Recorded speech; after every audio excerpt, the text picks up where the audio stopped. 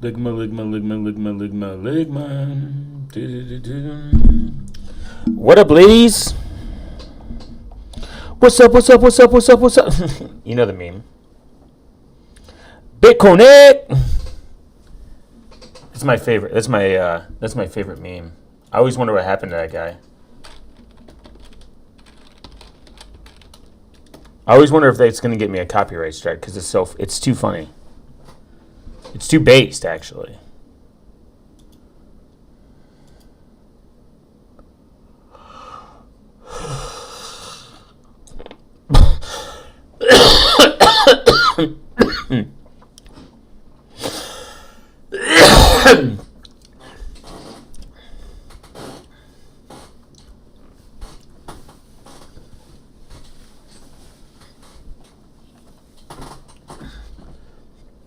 Who up jorking their penis? Isn't that the meme?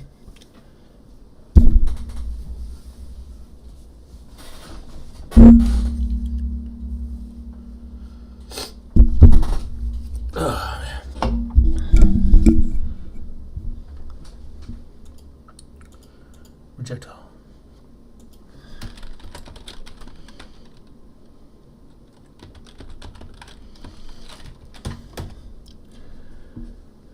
It's peak.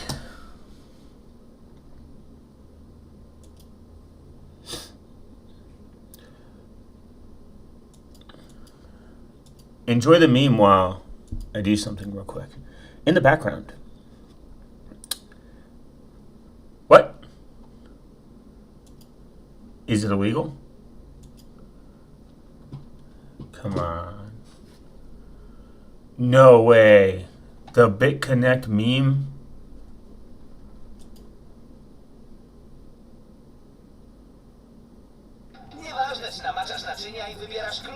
Is it illegal? Dzięki połączonej mocy 5 żeli czyszczących, nowy Fairy 30 Minute Miracle radzi sobie nawet z uporczywymi resztkami jedzenia. Nowy Fairy 30 Minute Miracle. Od Fairy a zwróci ci 50% wydanej kwoty. Promocja dostępna w sklepach Kaufland. What's up, what's up, what's up, what's up?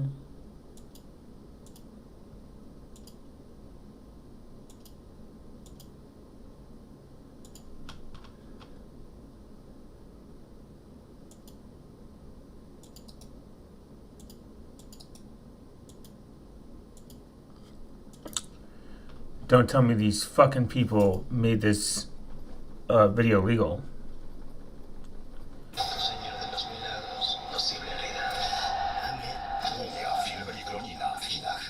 My balls.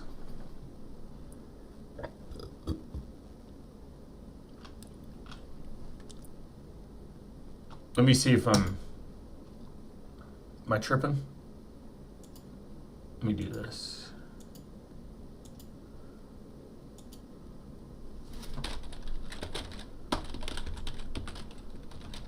I wonder if YouTube.net's a real site. Okay, it's not.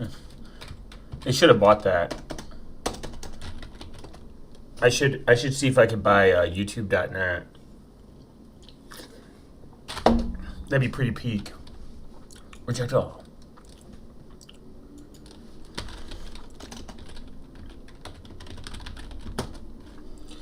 BitConnect. Hey, yeah. Hey, hey. Hey. What's up, what's up, what's up, what's up, what's up, what's up, what's up, what's up, what's up? I love this guy. If you would have found me in if I would have found this 8 years ago, like the day that it dropped, 100% would have been convinced to send this. I would have sent money to this man. He would have convinced me. It's just fucking. I would have been orange pilled on on BitConnect. It would have been peak.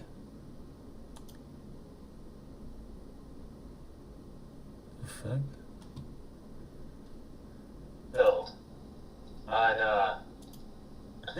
had the BitConnect.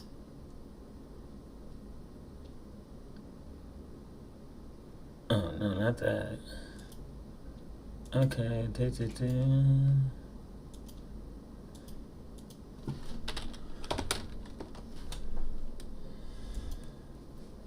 I would have got the, based. The fuck?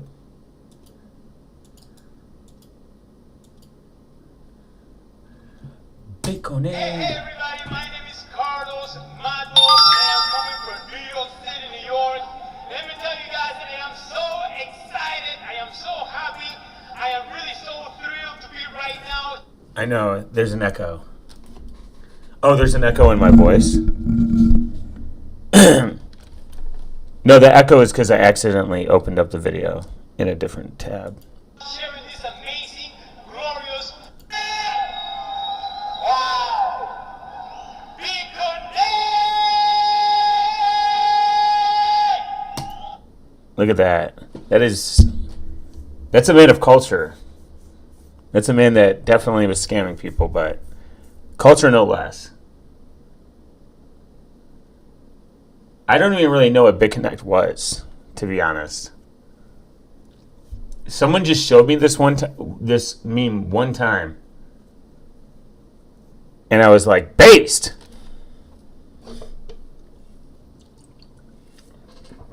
This is such a great meme. It would live rent-free in my head, too.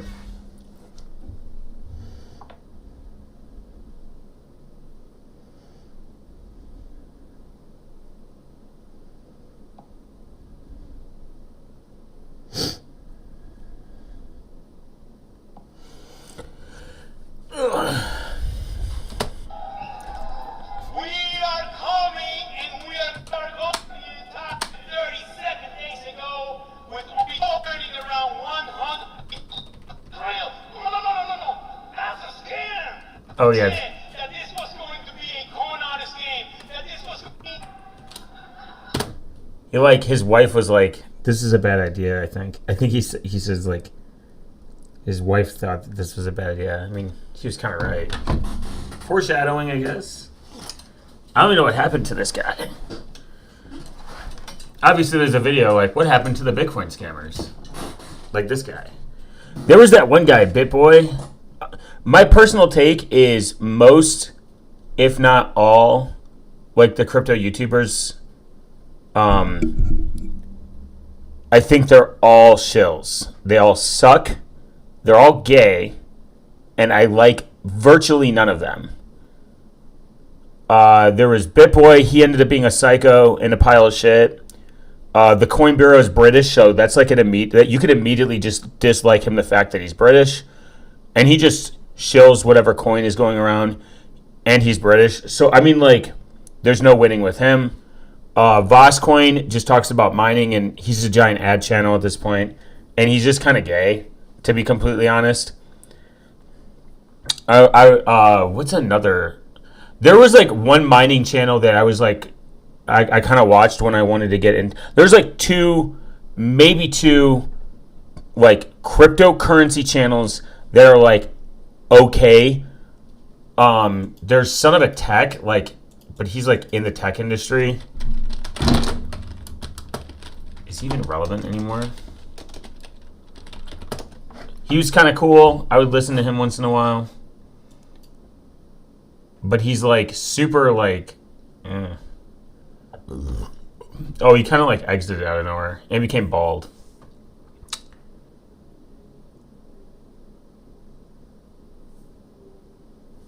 Yeah, but he went to like the, I don't know, when you look at his older stuff, his older like thumbnails were like normal. And he was doing like interesting he has over like 3,000 videos, so I found him when the Ethereum bull run was going around.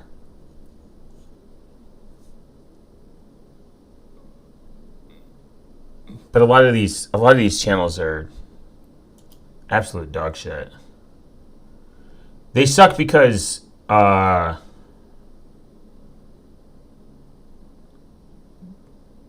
run. They suck because like most of the time they're just shilling they're shilling some product and they get something out of it. They get money out of it. There's no way. I love it for the tech. I love it for okay. Why do you care about price? Price. This motherfucker has a son. I would hate to be this guy's son, to be completely honest. It would break me.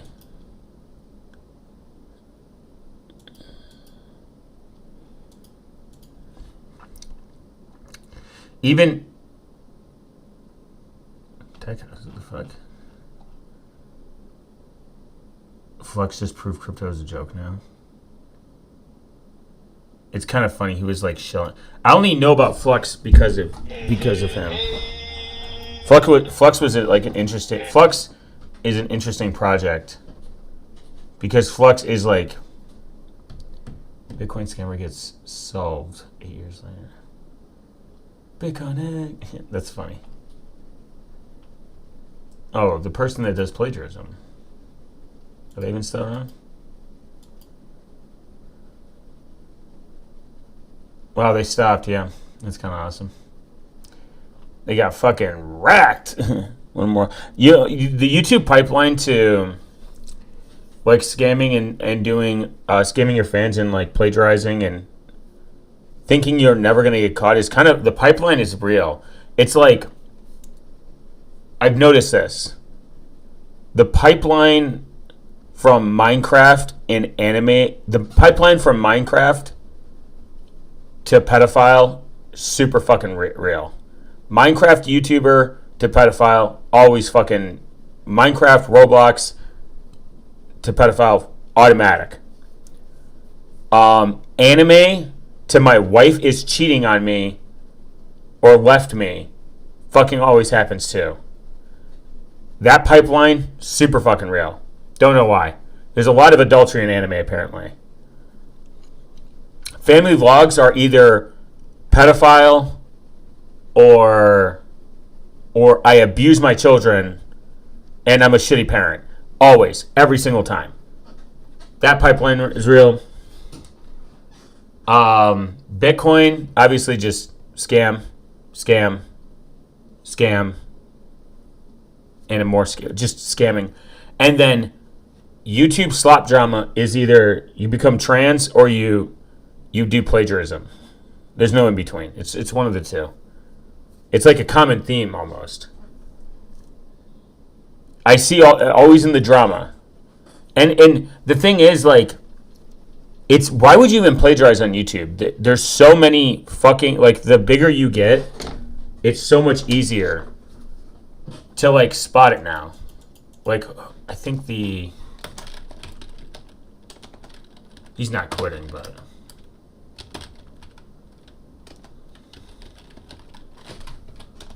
I think this guy's still around. He was doing plagiarism like a lot. Oh my god, he's still around. That's crazy. He lost a lot of followers though. No one cares about him. He doesn't get nearly as much. I mean, he'll probably be fine. He's living in like Thailand or something. But he's British too, so it kind of all makes sense. Like anytime you get British people involved, they're relatively just, there's just nothing good comes out of British people for some reason. I don't know why. I've just noticed that. There's a pipeline from British to just sucking. KSI kind of sucks. And he's British. The Coin Bureau, British also, and they suck. And I'm not saying like crypto is, every single cryptocurrency is like the worst. It's not even like every single cryptocurrency has no utility. There's going to be nothing use of it. It's all retarded. It's all, but there is no good current cryptocurrency that has a good utility beyond Bitcoin. Bitcoin in itself, people talk about XRP with transaction speed, Lightning exists. But it's just a bunch of fucking morons that just want to pump their money. I had a conversation with someone about this that was like, oh, I'm a crypto trader. I was like, okay. Like, what do you trade? And I knew in my head, I already dialed in my head. They're like, oh, XRP. I'm like, why? It's going to be the next global currency. I'm like, why? Like, what? He's like, it's based on the technology. I'm like, what technology? Like, I needed, like, once you start peeling back the layers to these fucking retards, they don't know a single thing about it. They're just trading to make money. And most of the time they don't. They just accumulate. They're like transactions. They're like, I can send my money from one wallet to 10 out of 10 video title. Thank you. You should avoid Debian though. We need more Monero plus staking. No, I don't think so. I don't think that'd be good. People need to be paid to hold Monero. It will be paid.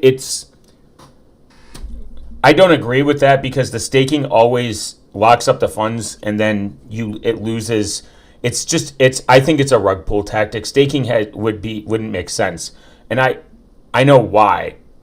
So when you look at XRP, what's the other one? LXM. That's another one people will bring up. The issue is they say transactions anywhere in the world, and I'm like, you can do that with Bitcoin and Bitcoin Lightning, and Bitcoin's been around for a lot longer. And they say speed. Lightning is fast. It's been, I bet I beat you 2-for-2 at chess. Debian wins, but we all lose with System D. If Debian wouldn't be good. No, because I have other issues. I have actually a lot of issues with Debian. I don't like most LTS Linux distributions. From a security standpoint, LTS is terrible. Package freezing is a terrible thing. And Debian doesn't really achieve anything good out of the gate, like out of the box. It doesn't solve the problems that exist in Linux.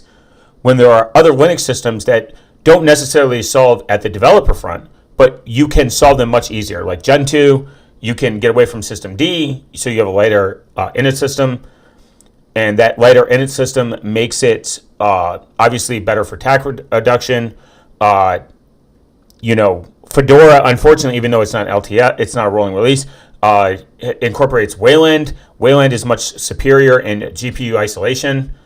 So that is in itself a better option. And I mean, Fedora can do atomic swaps are like more secure out of the gate. Unix, even though it's based on Debian, Kick Secure, even though it's based on Debian, Kick Secure actually incorporates sys mainnet, which removes the root user account from the main system. So that in itself is more secure because there's no root account. You have to switch to it, and it incorporates Wayland as well. Debian, like in itself, is just not good. People think that LTS software is better because it's more stable. It's really not. I've used rolling release for the half of my Linux career, like my Linux lifetime. Half my Linux lifetime has been based around rolling release, and it's just more efficient. Debian, you can get away from System D with Debian. I don't even like that Fedora uses System D. System D is just not. It's just a bloated init system. And I mean, I left after exploring other init systems. Now that's a hot take. Yeah, it's like I got away once I got away from System D, beyond the server infrastructure. I like OpenRC. I've used OpenRC. I like Run It, which I'm using on Void Linux. LTS versus rolling release. Rolling release is fine. I think I forced Alpine to do a rolling release, and it was great. I used Alpine for a period of time, and there's a way you can switch it from LTS to like a bleeding edge rolling release.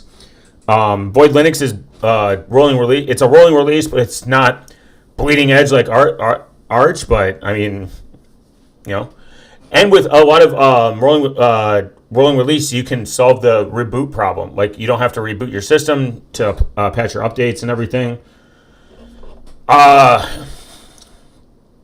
And then there's package freezing is like a problem. Some packages don't get updated with LTS for stability, and you could be running like insecure sections. I've had better luck on LTS personally. I like stability. Okay, I'm going to give you a perfect example. Void Linux, I forgot to update for 2 months because I'm retarded. Not a single problem. I did a system update and I did a full upgrade, a system upgrade, 0 issue, nothing broke. I've only had one issue on Void Linux, and that was a mirror issue. A mirror was down. It fucked up a lot of shit, but I fixed it in it took me like 30 minutes to fuck around and kind of figure out what it was. I've been using Linux for 22 years now. Started on Fedora Core, 2, 4 forgot, Ubuntu 6, unfortunate, Gentoo 2004. Should have stuck with Gentoo, man. The more time you spend compiling, the more time you have time to find a wife. Yeah, I've been using Linux. I've used Linux longer than I've used Windows, if that makes any sense, in my lifetime at this point. I just think that I don't know where LTS has its advantage versus rolling release in terms of package. I've never had a package broke on Void Linux. Even on Gentoo, the only thing that broke was masking. I never used Gentoo. I never used Gentoo to the degree that I've never used Gentoo to the degree that made me understand what package masking is. I was using Pen2 for a while, and Pen2, I ran into a Python. It was more of a Python problem with package masking, and then Billy was like, "Yo, this is what it is," and this is. I searched around. Yeah. Use flags. Use flags are a little out of my scope. Gentoo is cool. If like Void Linux ceased to exist tomorrow, I would just go to Gentoo. I would use Gentoo no problem. There's not really. I would either if Void Linux disappeared, if Void Puppy Void disappeared along with it, which is the Void Linux version of Puppy Linux, which is one of the lightest distributions that I've touched. I would go to Gentoo immediately. Gentoo's great. I would say Red Core probably because it's just set up already. But if I were to build it and want to make it less bloated and reduce all the system, like yeah. Oh, figuring out which part of the software you can strip out with just use flags was so freaking cool, man. Like that's that Gentoo, you could really strip out a lot of bloated, dependent, like non-dependent, like major dependencies.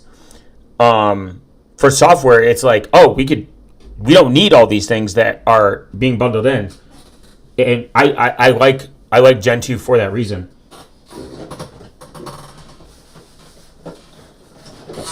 Gentoo is like the 3D printed version. I want Linux on my PS5, man.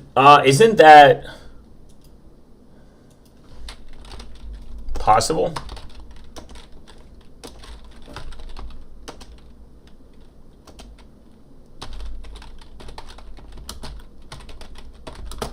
I think this is possible. PlayStation, there was like a Linux disk you could put on your PlayStation. Linux for PlayStation 2 is a kit that allows PlayStation 2 to function featuring Linux-based operating system. Damn, I should. PlayStation 5? Is this possible? Oh.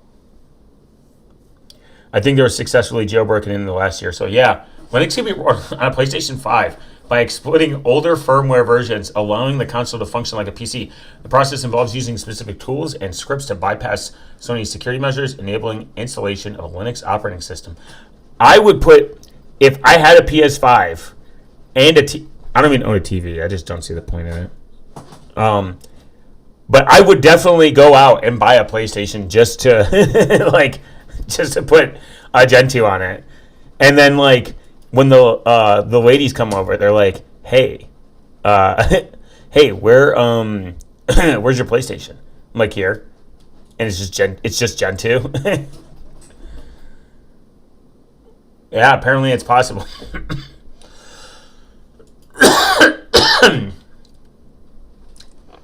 That's sick. That's a really kind of gross looking PlayStation though. Whatever. I hate these. Oh yeah, it looks like pee. Look. I hope that's tape. Ubuntu 24 though? Unfortunate. I might as well.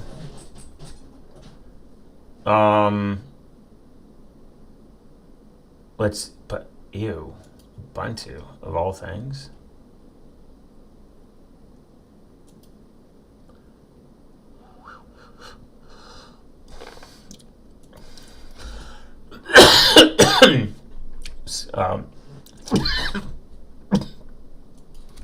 The fuck?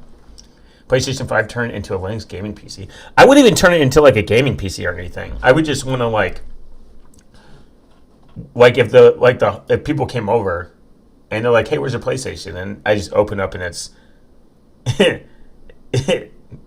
it's like it's Arch Linux just booting, and they just get mad. They're like, "I thought we were here to play Mario Kart, man," or whatever. I haven't owned a console like pretty much. I've owned a PC longer than I've owned a console at this point. That's sick. Oh. This is actually pretty based. I do like that's something that I do like the most, even if I was like hypothetically a Windows user or something crazy. I like the free and open source community for this, where they just find shit and they're like, I'm gonna put Linux on my toaster, guys. You know what I mean?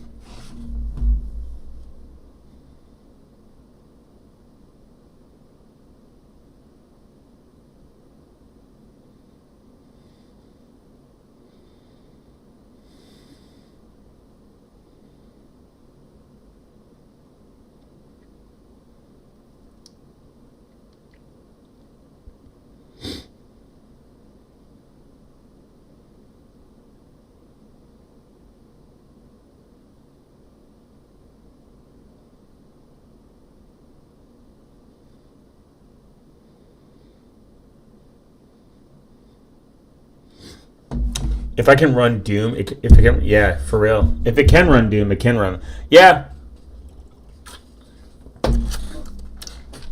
I wonder if that's obviously on a blog. Weird things.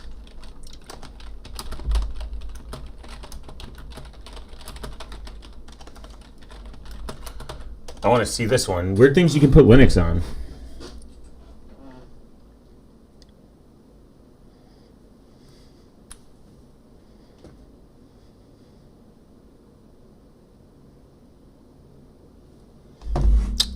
Let's see. No, not commands. I hate the internet.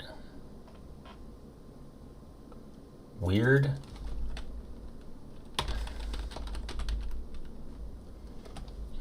Let's see that. Yeah. Man, I thought. See, like websites like this, Linux Vox is just not a real website. Online C++ compiler though.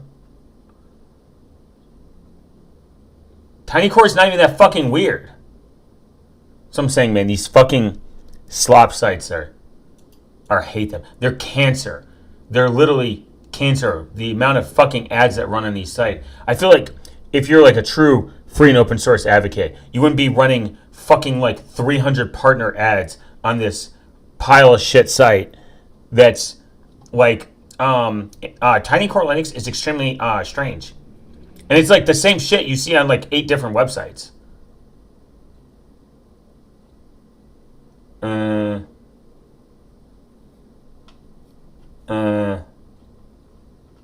Motherfucker just said TinyCore. I have cancer now.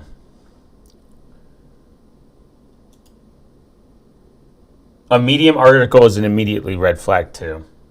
9-minute read. How is this 9 minutes?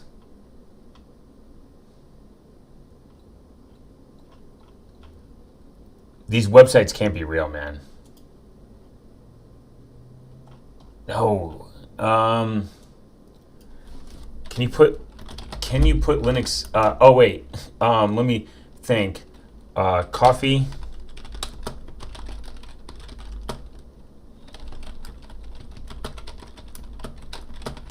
Let's see that. That's what I like about the internet, the strange internet.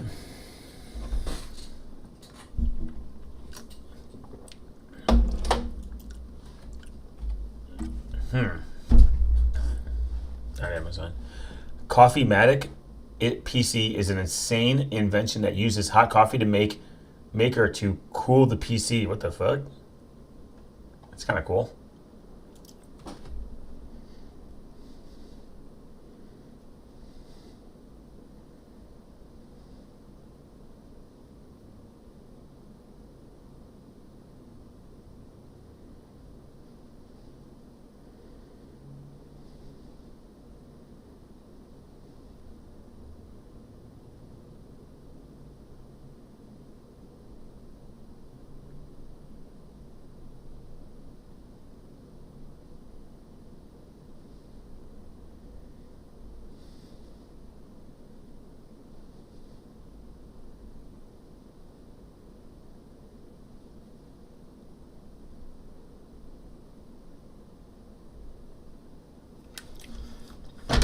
Let's see. It's not Linux distros as coffee machines.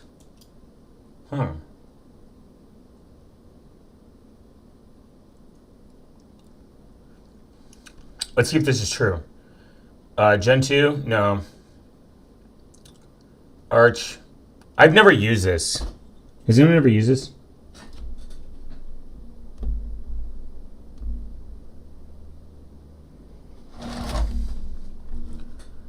German. Debian is definitely not.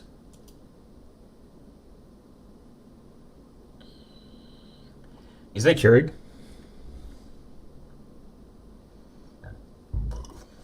Linux is just the coffee beans. Gen 2. Like, what is this shit? I think coffee enthusiasts are like fake, though. I think that like they sit there and.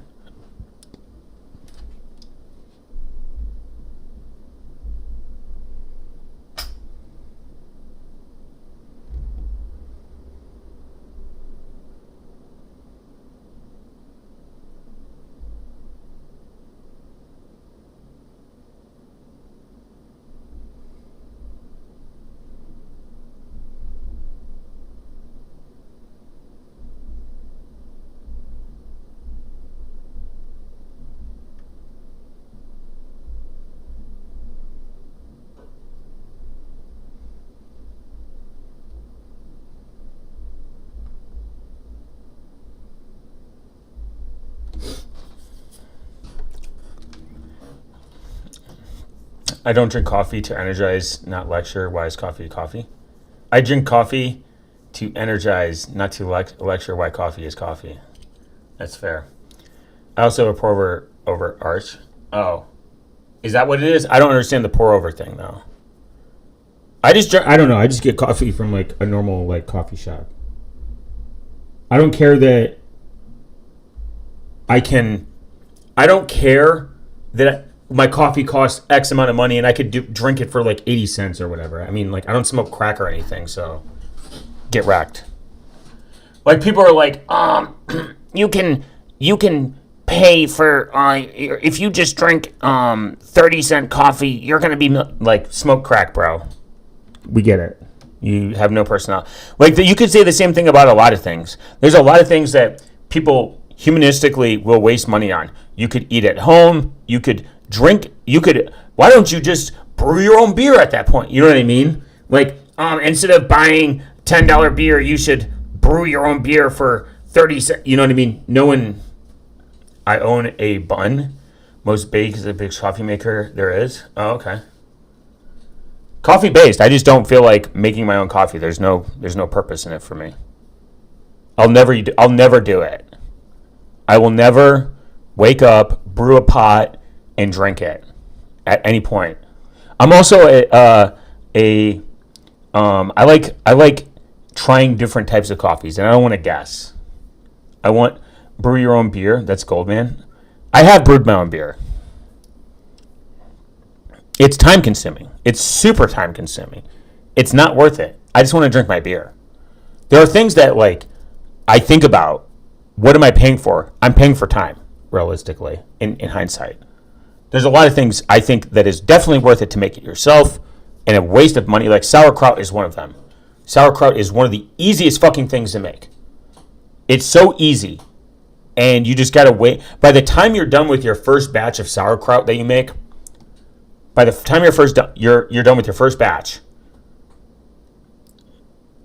you will have enough, quite literally, for your second. By the time you get through it, your second batch will be there.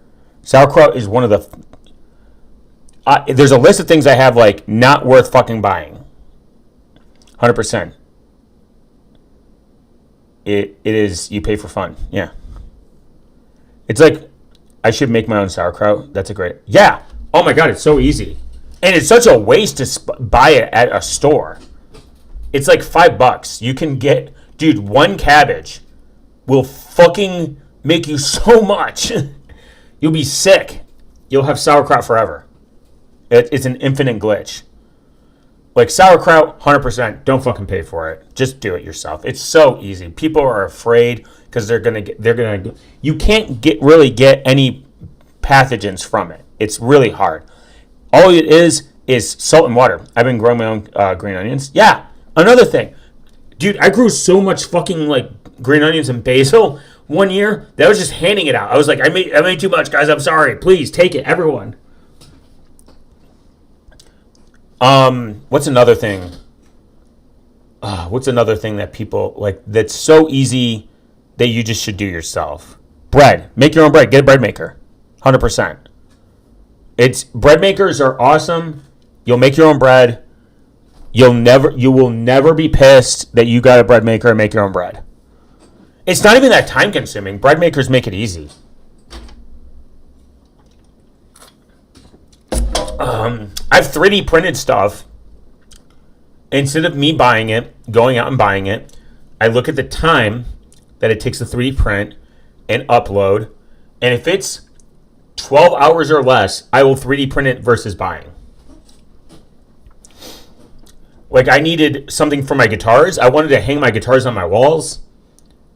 So I was like, buy $10. When I run low, I make flour dough and make flatbreads without yeast. Nice. Are you allergic to yeast? Is that a gluten allergy? Is that what it is? It's like homemade tortillas or naan. Yeah. Tortillas that's another one. Make your own fucking tortillas. Oh my god, it's so easy.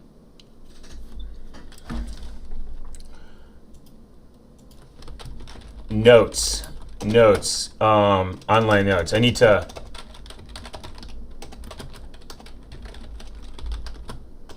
This is supposed to be about Linux. This is Linux related, guys. The less you buy, I just don't want to take the time to prove. Okay, fair. But actually, there's the bread makers will do the proofing for you. There's bread makers that will do pretty much the entire thing. By the way.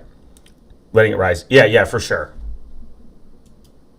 Yeah, there's bread that you don't have to do that, which is awesome. There's so many types of bread too. Whatever. Things worth doing versus buying. Definitely bread. Onions. Growing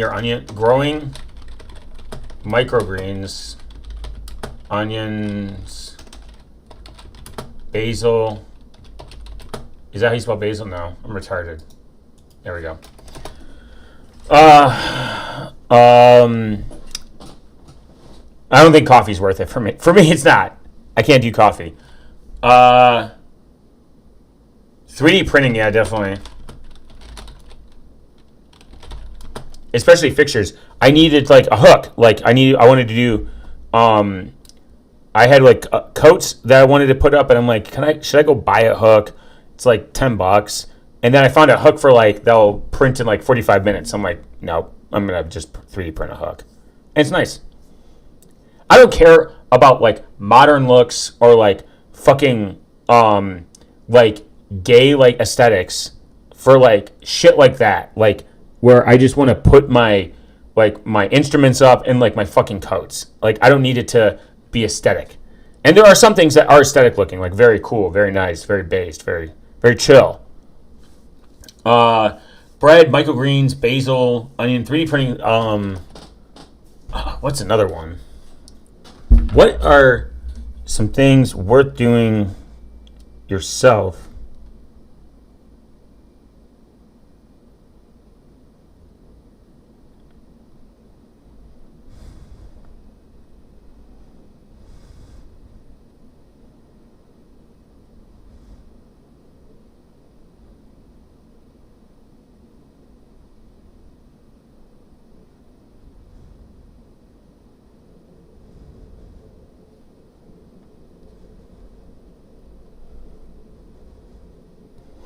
Like I just got a weather, like a local weather station, like a weather station locally, which is super based in itself.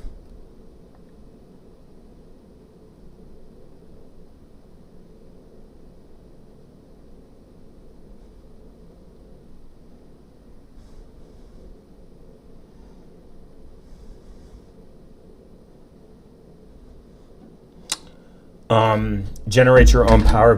Yeah, I would love to do so. Oh, 100%. I want to do solar.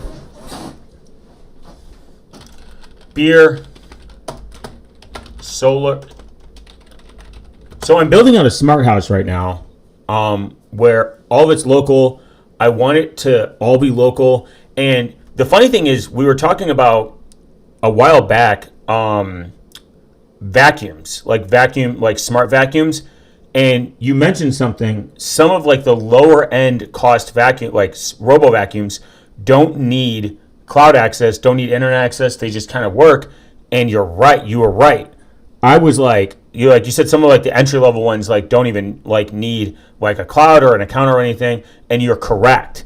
It is interesting. Some of the ones I was looking at that are like sub like $1,000 can work completely. No API access, no access to the cloud or the internet or anything. And for sure, that's awesome. I would even say some automation wise. Those grass cutters, robot lawn cutters have gotten cheap. And because I hate cutting the grass. When I owned a Roomba, the entry level did not have internet access or app connectivity. It was nice. Yeah, that is cool. It is cool. There's one that I found that that does not need internet access. I still want to root it so I can add it to. There's a way I can root one where I don't need, where I can add an application to it and it will function with this really cool open source app. So robot lawn cutters have gotten like sub $1,000. Some of them just work off just straight LiDAR. There's no cloud needed. And then robot vacuum. And I'm cool with vacuums. I don't mind. There's just parts of my house where I just want a fucking robot to do it. I just want it to go in and do light cleaning, and then just like maybe like once a month I'll go through and like clean the parts that I can. Like, definitely 100%. It's, I would say, even beyond. I don't know why people. This one is the one that can kind of. Whoa, robot grass cutters. Yeah. Oh, they're getting cheap. It used to be like $10,000 to $15,000, like anything else.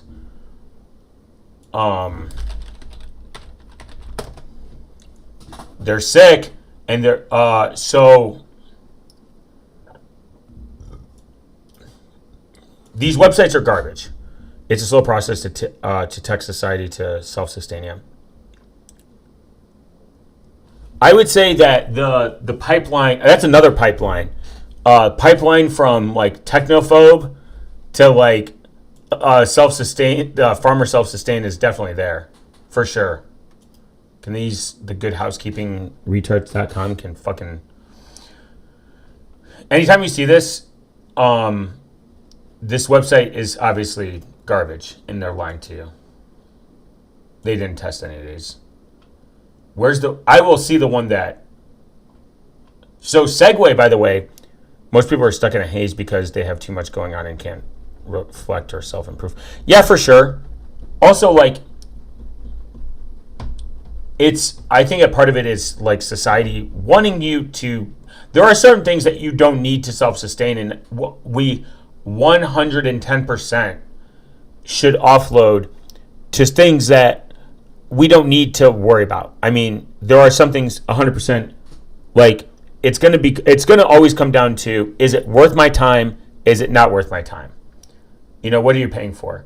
So you can get these things for, like, dude, these things, so when Linus Tech Tips did a video last year, so there's actually another one. Segway has an umbrella company there's another company. It's not, the name isn't Segway, but they're a division of Segway. I always wanted to fucking fuck with Segway. Yeah, I did want a Segway. I'm not gonna lie. So some of these will work off GPS. Some do the wire ones that you set up with a wire. Do not use them. If you ever get a robot vacuum a robot lawnmower, the ones that uses wires to map out your yard, garbage, worthless. Don't fucking do it. Waste of money. Everyone has said they're not worth it at this point because it's an old technology. Most use LiDAR or GPS satellite. They both have their pros and cons. GPS satellite is obviously better in certain cases. In other cases, RTK plus AI visual is better. And then there are ones that use LiDAR, which are amazing. It's all depending. Some have an app. I know this is the X, I think 3150 is like one of the most popular ones because it's like $500. They have there's like one that's really good for like $500. You can sometimes get them better. Business Insider is a fake website, by the way. I fucking hate them. Reject all, thank you. Segway makes them. They use satellite. Anyone that uses satellite, I will be right back. Taking my dog outside. Base as you should. I mean, dude, $3,500. Do the math. So it's all about, first off, what is your time worth? How much are you cutting grass? Are you paying someone to cut your grass? If you pay, say, $60 a month, that's $720.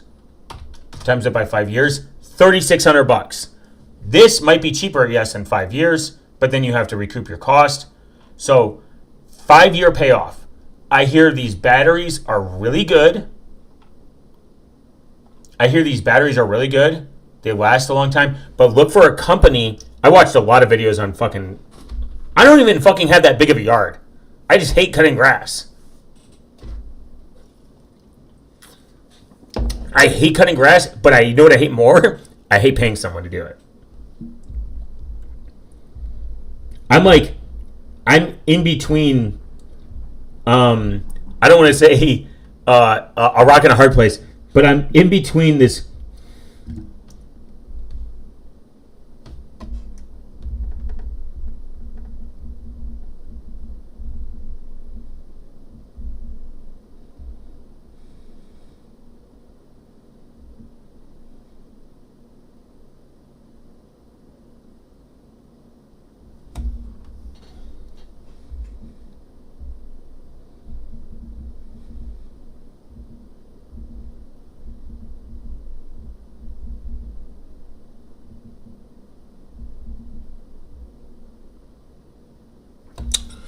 So then they got this one. The Luba is kind of cool. So this has I think all-wheel drive. You might need to go edge and do some crazy shit, but this one I think has a suspension system. Suspension is good for like if you got like a lumpy yard or like walls or something. Not walls, like you know, you got a more complex yard.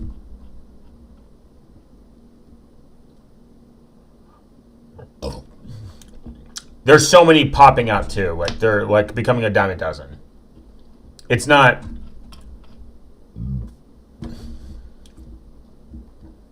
Nice. Weather resistant would be good. They even make one where you can attach a snowmobile to it. Like this is the crazy one.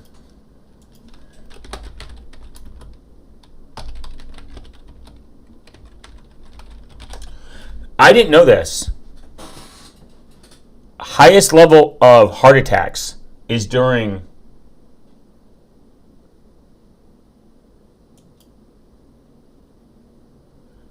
a lot of people will have a heart attack when they're shoveling snow because this might need, some of these are robotic where they like you need to control it.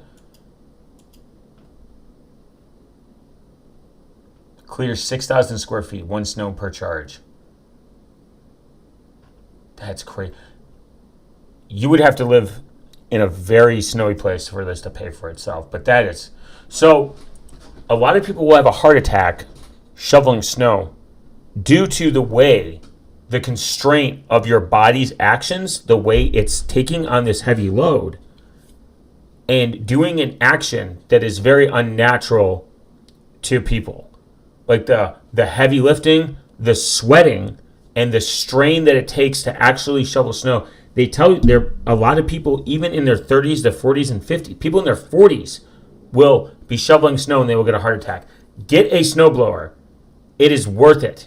It is worth the investment. Get a cheap snowblower. Don't even fuck around with a shovel. There's no point.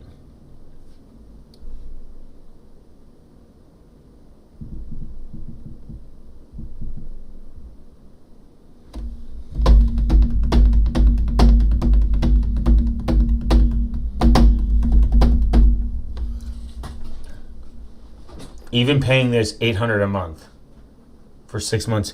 Yeah, I hear shoveling snow is I don't know what a pain in the ass, I assume.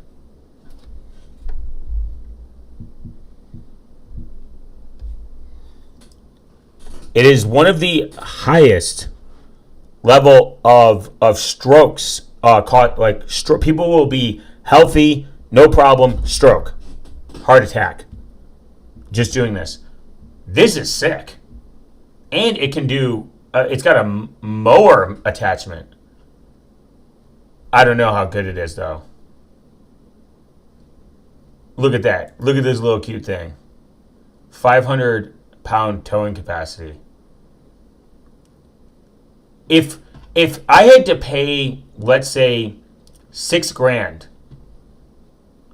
for this thing, for the yard attachment, like say, let's say the lawnmower pro module and the snowplow blade, say like all together, shit like $8,000. I mean, you're looking, let's say, what do people charge to do snow?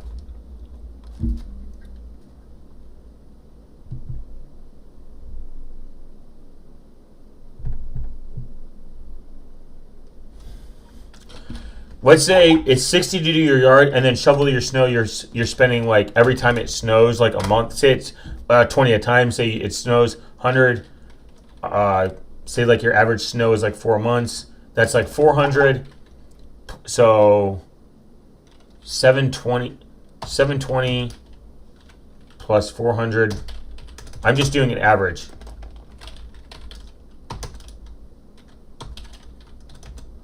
Say you spend $1,000 a year for lawn maintenance. That's just being generous. It could be more. If you do this, probably like $6,000. You divide that. I would say, what did I do? 6,000 divided by, 5 years. There you go. Five years. It'll almost pay 4 years. It'll pay for itself.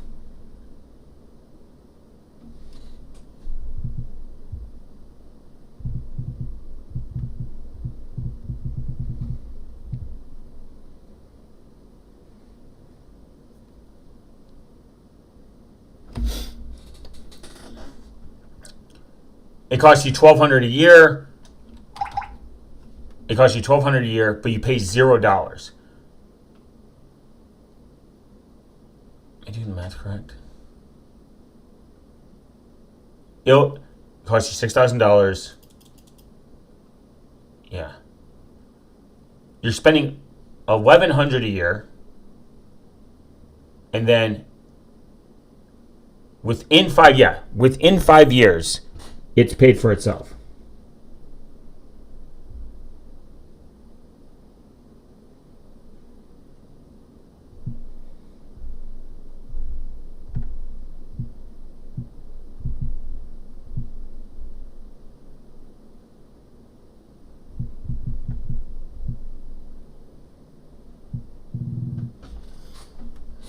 Not a bad deal. But I've never heard of this company. And it could suck.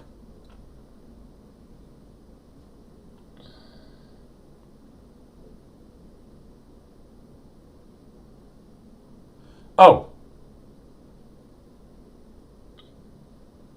It even tells you. They have a calculation in ROI. Damn.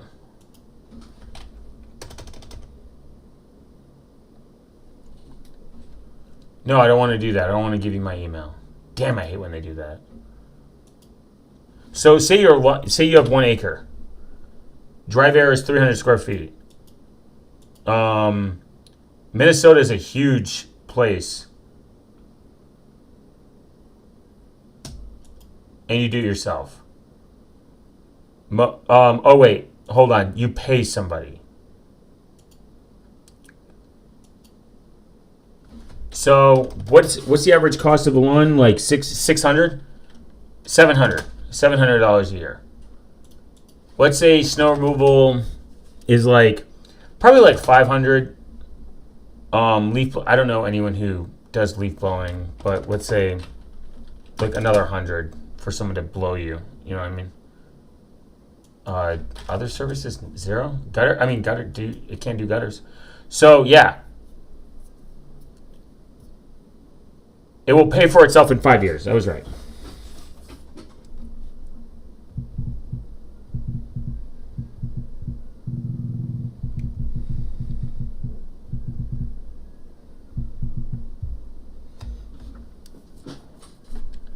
$7,000 for 1 year robot only. Not bad. I just don't know if it's a good product. I mean, will this company be there in 5 years? That's a good question.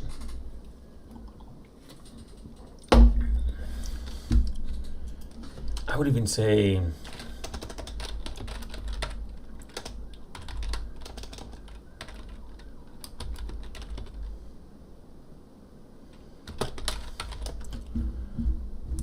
is that what they're called? Okay. This might be worth it. Oh no, I'm gonna get a fucking strike from this song. That's sick, guys. Even if you live in a state.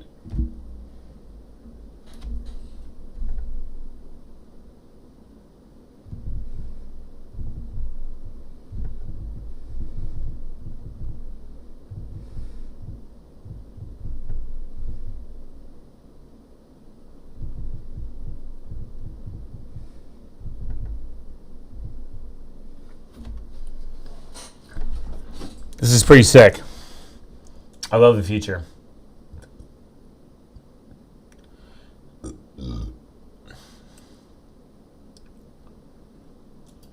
Oh. This channel is great too. These people, så ger det där lilla extra varje dag. De som är här för det verkligt långa loppet.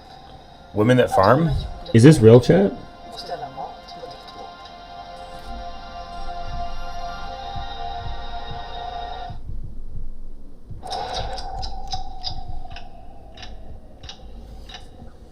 Oh no. It is negative 5 degrees Fahrenheit right now. This is the newest room. I'm just gonna start running it. I have it all already. We're diving into one of the coolest gadgets that's out there right now, working for me. It's built for outdoor maintenance. It's called the Yarbo Yard Robot. We reviewed the Yarbo first in 20 snowstorms. It's got a fucking controller. Does that mean I have to...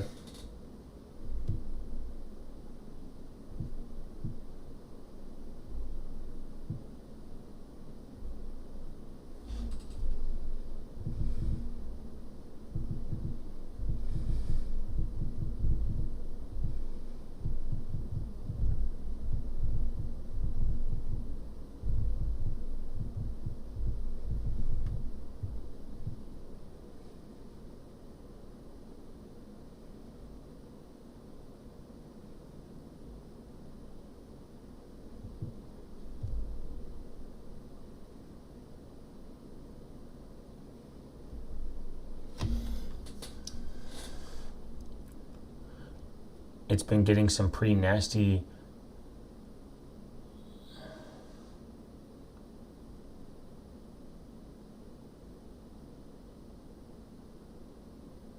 Why would you be ridiculed for being lazy? Why the fuck do you need to shovel your own shit?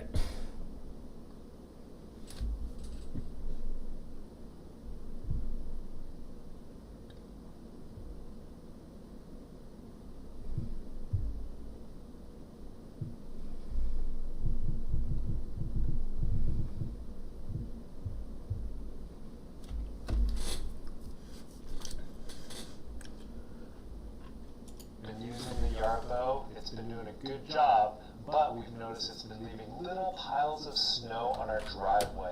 Who cares? At that point, who cares? It's gone. And I figured, what the heck? Never did this with last year's model. What's the deal? Well, spoiler alert, I broke the new Yarbo snowblower, and in this video, we're going to go over how I broke it and how hard it was to fix it. If you're unfamiliar with the Yarbo, it's a powerhouse modular robot tank that wants to revolutionize yard maintenance. It can mow your lawn, it can blow your leaves, clear the snow, spread fertilizer on your lawn, tow heavy loads, follow you around, you name it. This review will go over the unboxing. I don't want to see the unboxing. I'm sold. It can blow you? Based. Just nu hos Max. Frasiga lökringar, krispig bacon och härligt rökig barbecuesås.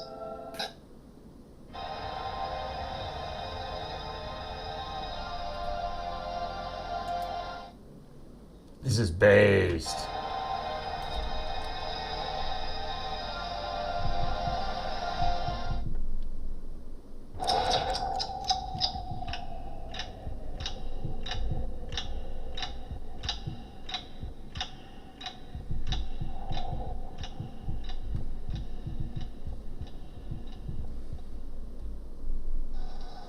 It's time for Yarbo Autonomous Snowblower Test number 2. If you follow me here on State of... Sold. I don't got snow, but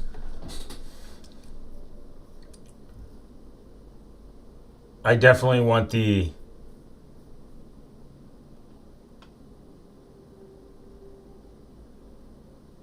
state of charge.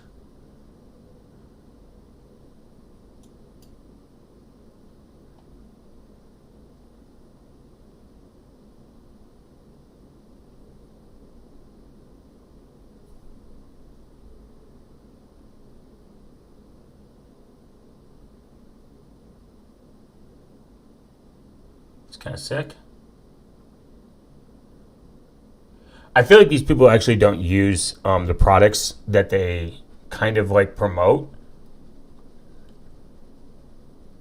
Like when they say they tried it out, I assume they send it back.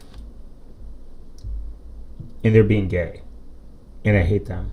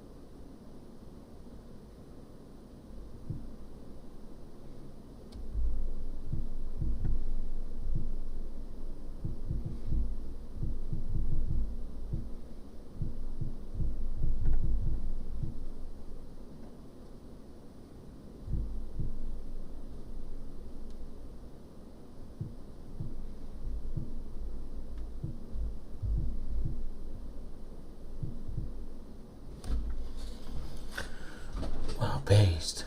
Tesla battery power. Okay, nice. Charging gets smarter. Nice, cool. That's pretty awesome. An autonomous.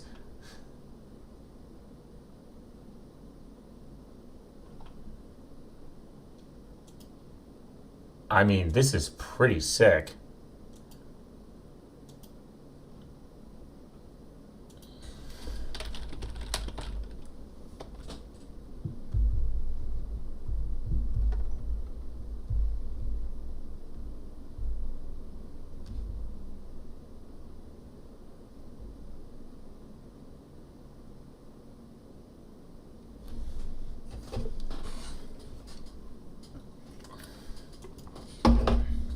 And the cool thing is you can kind of take it anywhere with you want. So like it's not like bound to your house or anything. Right on 0 hours a week. Precise navigation. True.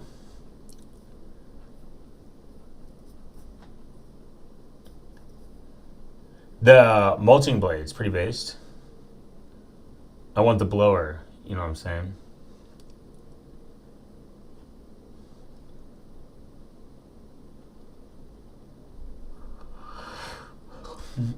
Buy now, pay later. I would buy. I mean, like, buy now, pay later in this section would be kind of worth it.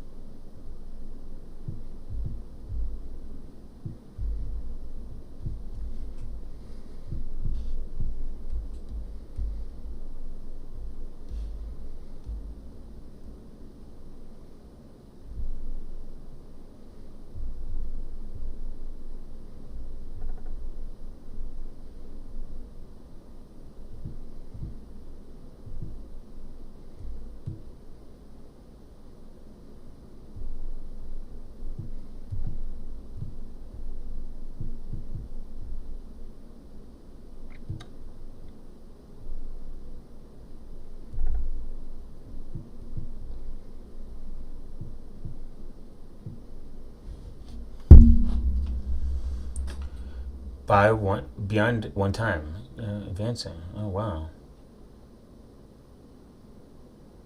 The Yarbo trimmer, guys. Yeah, but is it truly autonomous? That's the real question. Or is it one of those things that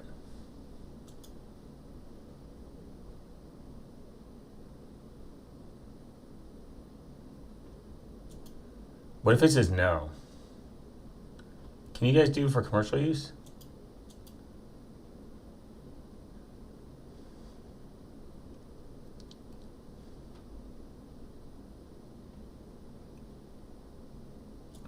Imagine you paying someone and they show up with a fucking robot. That'd be my only fear is it's proprietary like stuff. Like you have to get these blades, you have to get these.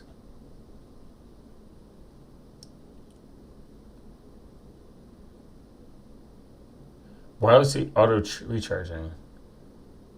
Okay. Oh, it does precise mapping. It does. That's kind of sick. I mean, $6,000 is kind of crazy. But if you spend like 60, 70, 80, what's like, isn't it, it's like 600 a month or something? Yeah. Let's say 7,000, 24 months, $300. $300 and it's yours. You're done. You own it. You know, that's the point of automation. The thing about automation is you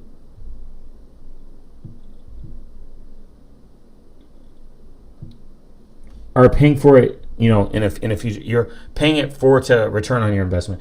As long as the company doesn't go out of business. You know what I mean?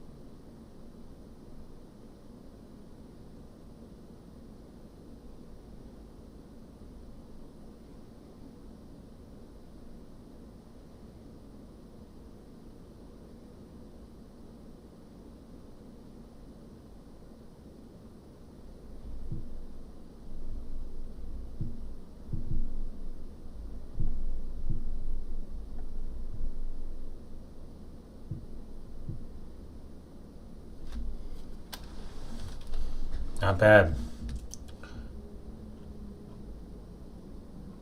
Ooh.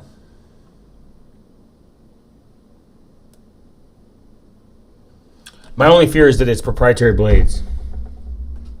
That would suck. If it doesn't use proprietary blades, then you're kind of it's kind of solid. Proprietary blades kind of suck.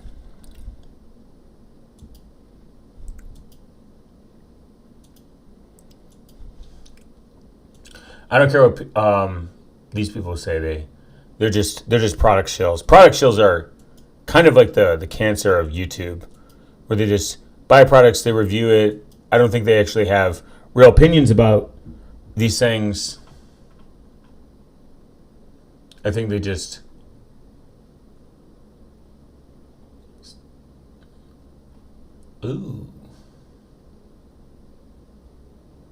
decline. I like when they give me the decline option. Ooh. I mean, just the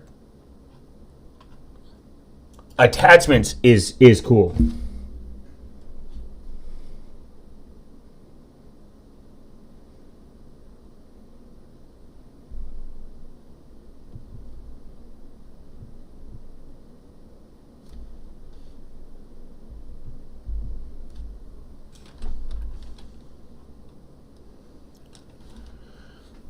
Three hours a week, though. Edging, based, edging.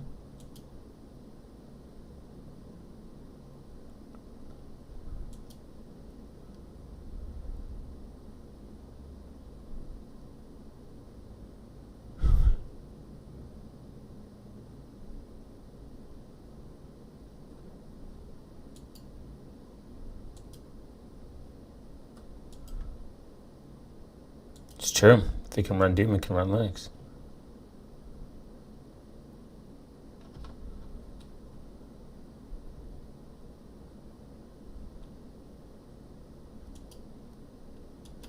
I should rage bait.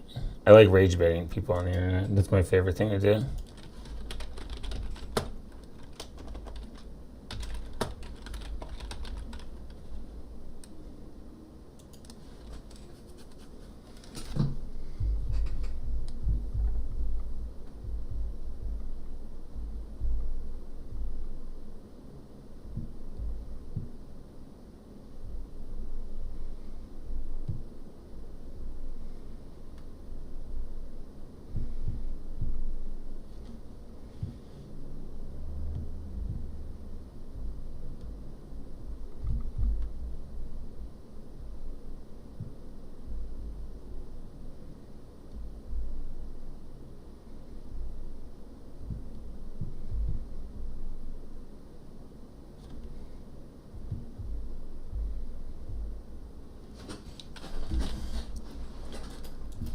Let's see.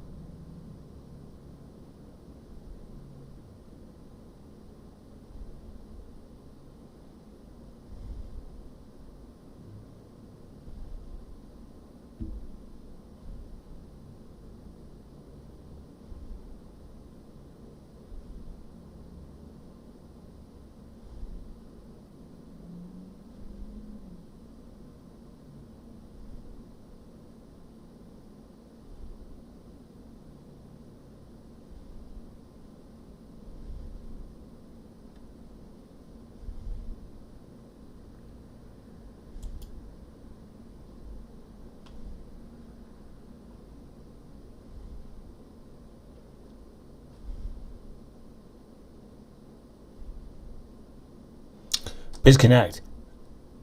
Oh wow. Based. BitConnect.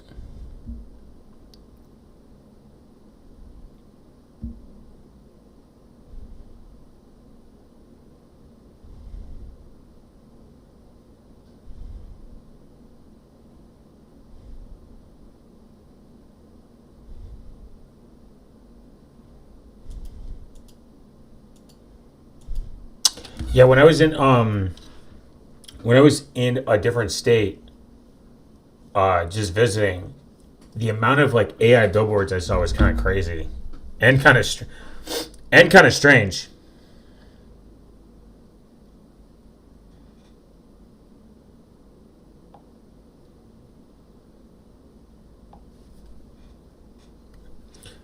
Like it was like a bunch of companies trying to. It was a bunch of companies trying to sell their product via billboard. It was a little dystopian. I think we're going to be surrounded. Tiny Crow Linux was okay.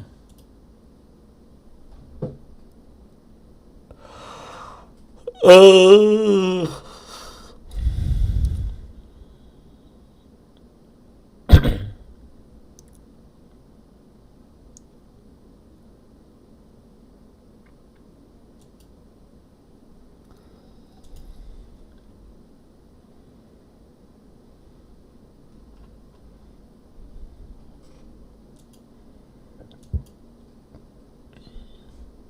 Reject.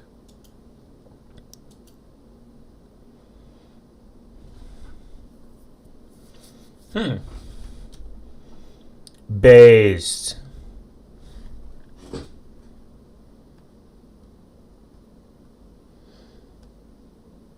Monero should always be the option, not Richard Stallman's foot.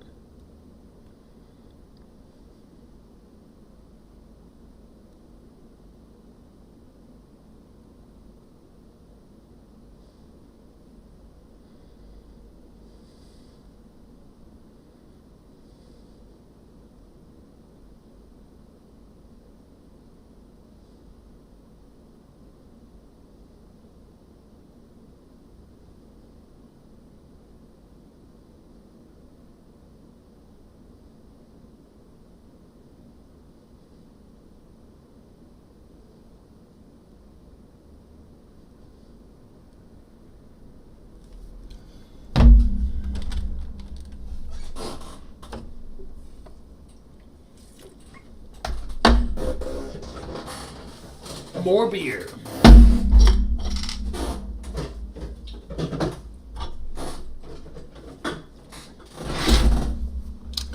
Let's see. So if you are a Linux user or let's say a unfortunate Windows user, and you're looking for a light distro to make your Linux distribution, get the most bang for the buck, especially when it comes to RAM, there is definitely some good options out there. I've never used Q4LS.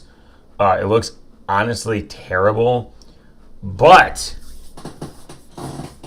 look at them specs. RAM, 128 megabytes. And now I got Void Puppy to go down to about that pretty much based option.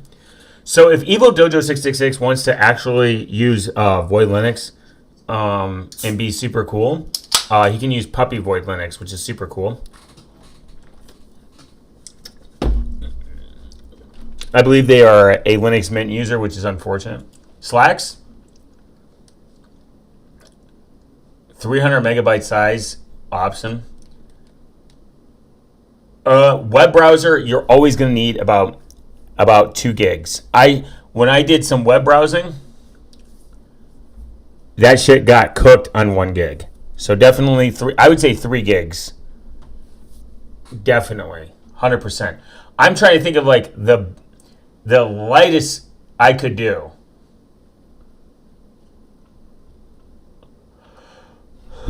I always forget about Ubuntu Mate. Mate's kind of gay. Zorin.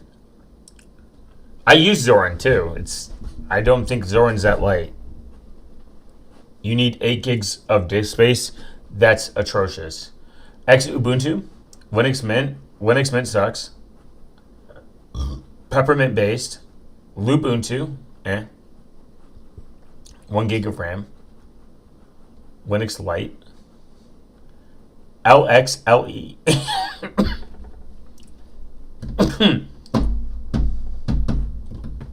Crunchbang Plus Plus. I don't even think they're around. I think they're just recommending Linux distros at this point. They're like Booty Linux. Haven't used it. Wow. Is another life.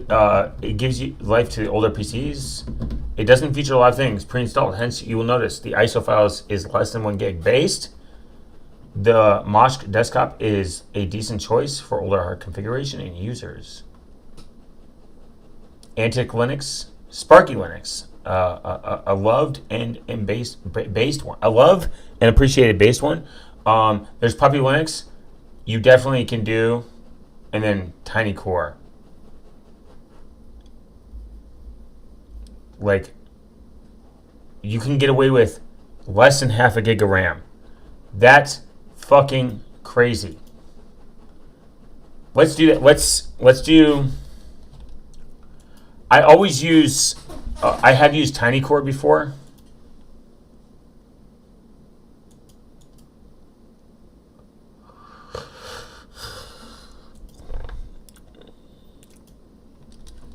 I would say that like the good thing about Linux is you can expand. You can expand your laptop, and especially at these RAM prices, where an AR-15 is cheaper than RAM. I mean, think about it. I just bought a pistol not too long ago that costs less than RAM. Not only I can defend myself and my house, I look super cool. But what doesn't look cool is RAM costing more.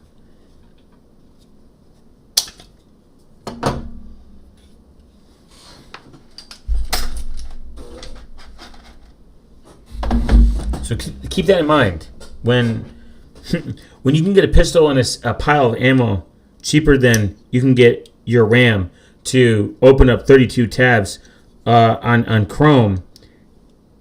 You gotta wonder what's wrong with society, or what's right with society. I think it's very based that I can go and purchase a firearm much cheaper than RAM.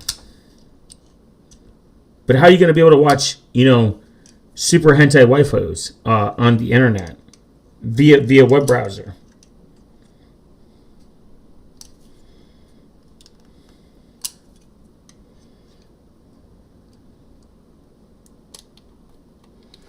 The only thing I don't like is I got a pistol in 380, and loading this bitch is a nightmare. I need a 3D printed speed loader.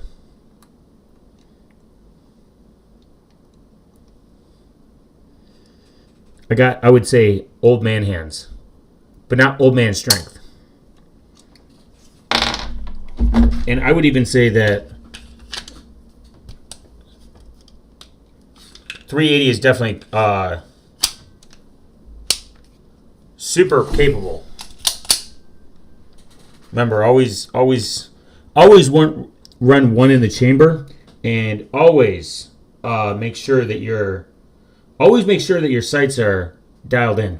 And anytime you pick up a firearm, make sure that you are 100% certain by checking and sticking your finger in the hole that it is not loaded. Because every firearm that you touch or pick up and you're unaware of is always loaded. That is my firearm safety tip of the day.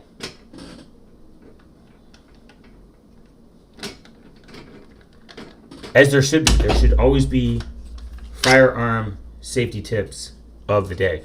Remember, your government hates you if you decide to enact on your Second Amendment right.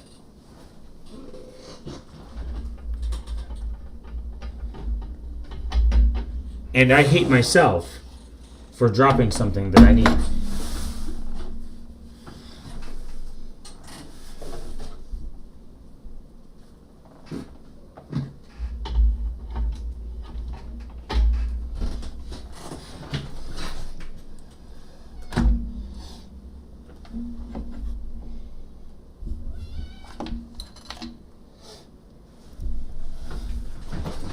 Yeah, I'll figure it out later.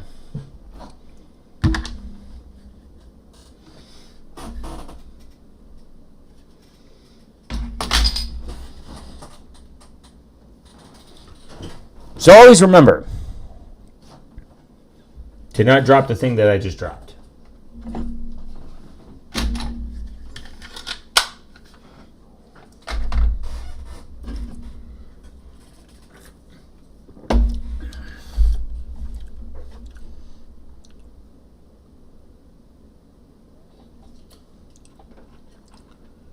Let's see what's downloads.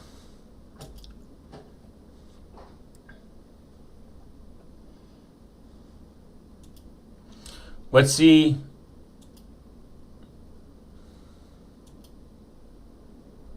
Does it download? How fast does it download over Tor? That's the real question.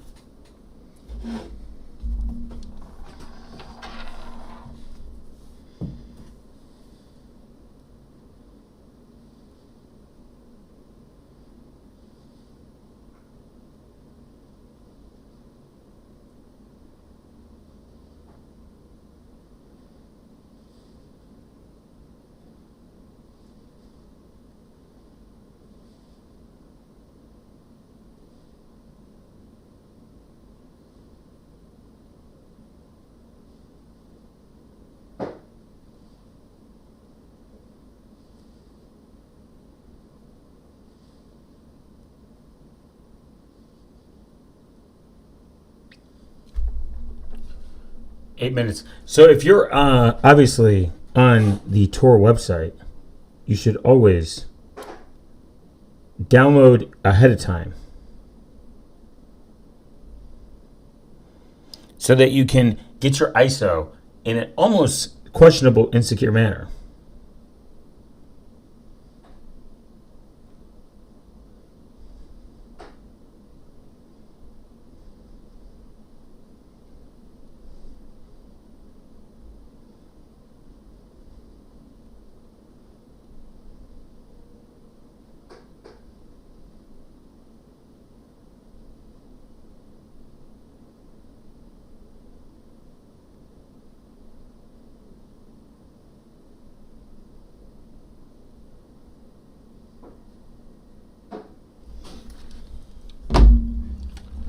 And we can explore more stuff on TinyCore.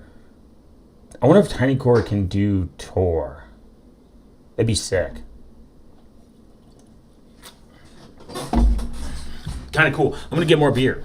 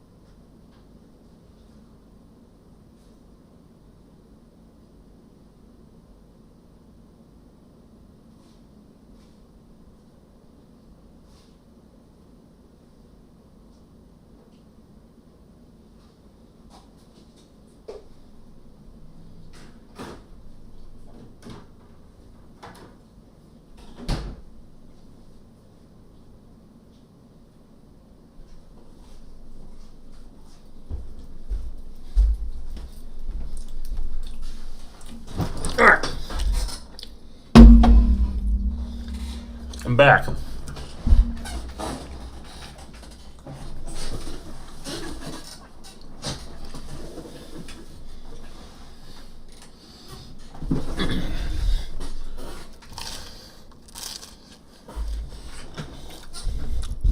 I'm late. It's alright, man. The internet forgives you.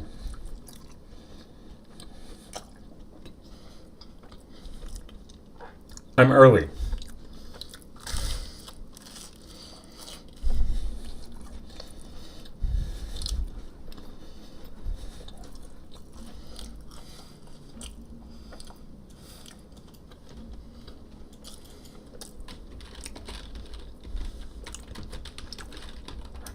Jay left because he has a wife.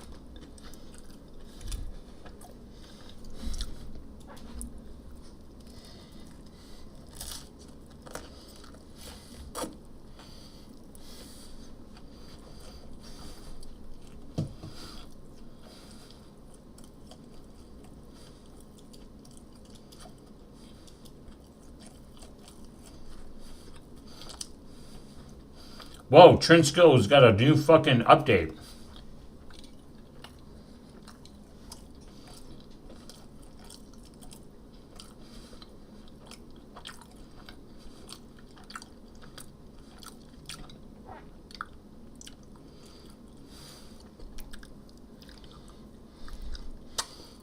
Yo, not BSD mentioned. The internet is just a network of interconnecting peers communicating over TCP/IP. Actually, it's communicating over ARP.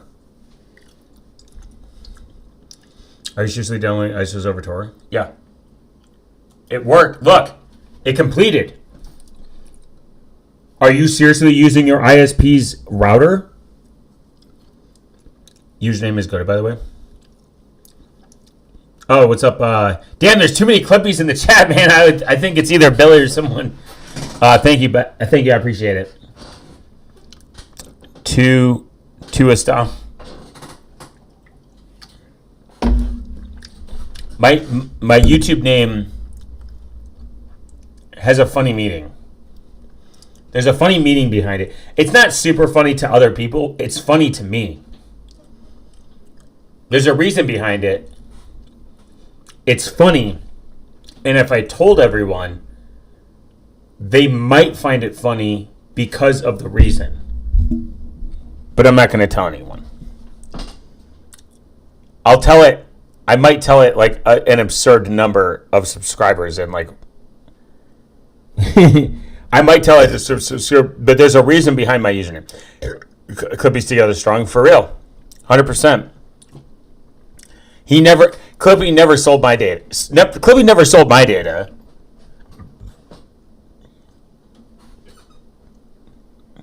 Mine is Toast Tom. Toast Tom? Based. I just think of like toasted like nuts for some reason. I don't know why. There's no reason why I think of toasted nuts, but I'm definitely thinking of toasted nuts. Ooh. We're going to look at Trinskill. Trinskill looks like they did a based update, by the way. Oh, my God.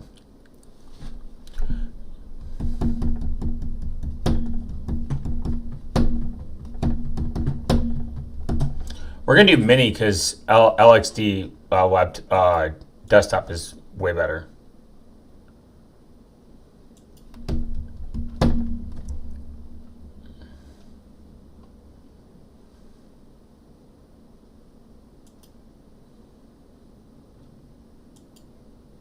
I haven't logged on to Twitter in quite a while, which is brilliant. A brilliant chess move, as you shouldn't.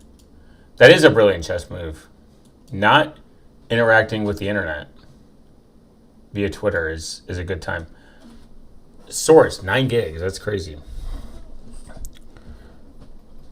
I mean, Twitter is like its own pile of hell. The problem with Twitter is Elon Musk acts like a free speech absolutist. He's not. I mean, it's pretty documented. He's not. He doesn't care. Like I called someone a fagtard and I got a 7-day ban. I called someone a retard. I got a 6-day ban. I told someone as a joke, not even like verbatim word for word, R.I.P. your liver. R.I.P. like rip, like rest in peace your liver.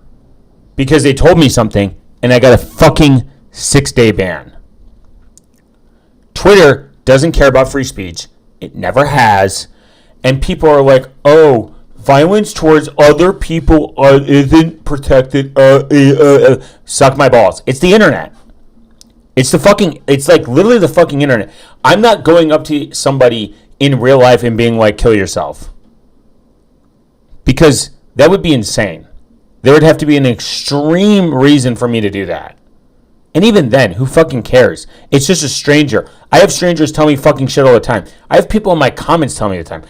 This is why I don't put my email in my bio for business inquiries, because I know it's just going to be fucking lunatics or spam. I'm going to get spammed with fucking like, please take my product and put it in your asshole and tell people that you like it. I'm not going to do that. So like, the issue is, in real life, no one just goes up to random people for no reason and they're like, kill yourself. You're gay. Your mom sucks. I fucked your dad. You know, I mean, like shit like that. It just doesn't exist. It might exist. I'm being insensitive. It doesn't exist on the majority of society, because you'd be insane and no one would like you, and that's not good. Like people, I don't know. Like I just don't think that. Like, but on the internet, it doesn't fucking matter. If someone, it's just words on a screen. If someone's like, oh damn, my mouse, kill yourself. You know what I mean? I don't fucking care. It's fucking someone. It's probably a bot or someone's mom. After I fucked them, it just doesn't. I'm desensitized to the idea of the internet being such a look, I'm chronically online and I've never seen words on a screen and I'm just like, I'm gonna end it, dude. Someone told me to kill myself. I don't care. They're not real people to me. Like, that might be psychotic, but like, it just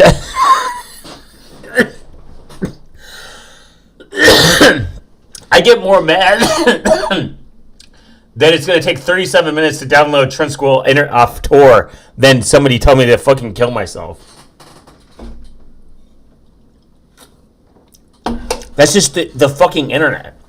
I don't it doesn't really matter to me what people think of. And I think people should take that advice. Who cares? Like, doxing, I think, is kind of a different story. I think doxing, look, the information is public, we get that, but intentionally going out of your way and telling people, like swatting, I think swatting is wrong because like you're putting people in danger. I think doxing is probably not good. I don't think there's like a good thing that comes out of that. What sort of glowy honeypot have I stumbled upon? It's fucking awesome.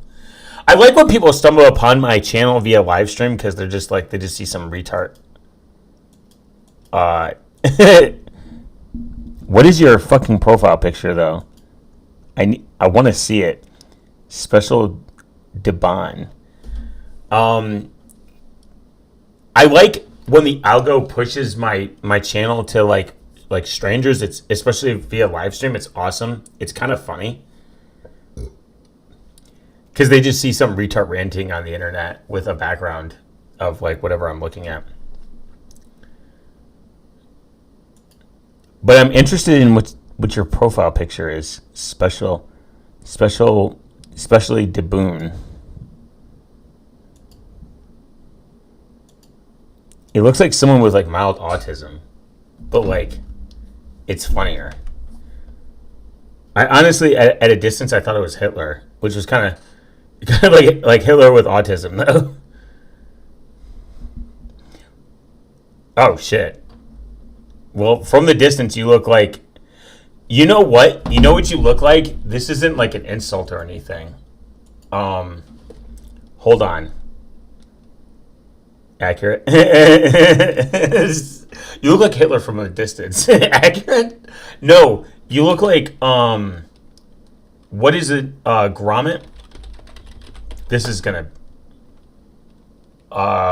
dog farmer animation. Also accurate? No, you look like this guy. This is what I thought. Wallace and Gromit. This is the one.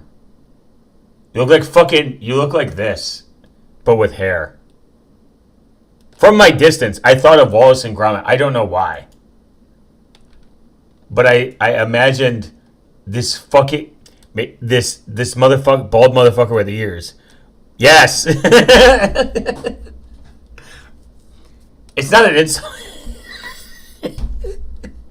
It's not an insult, but for some reason, when I saw your profile picture, I'm like, why do I get the Wallace and Gromit feeling? It's kind of funny.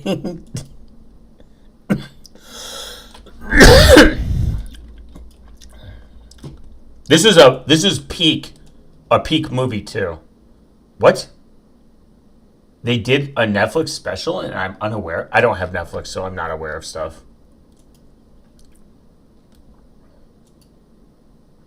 They made a film in 2024? Wow, I need to see this. I need to pirate it from somewhere.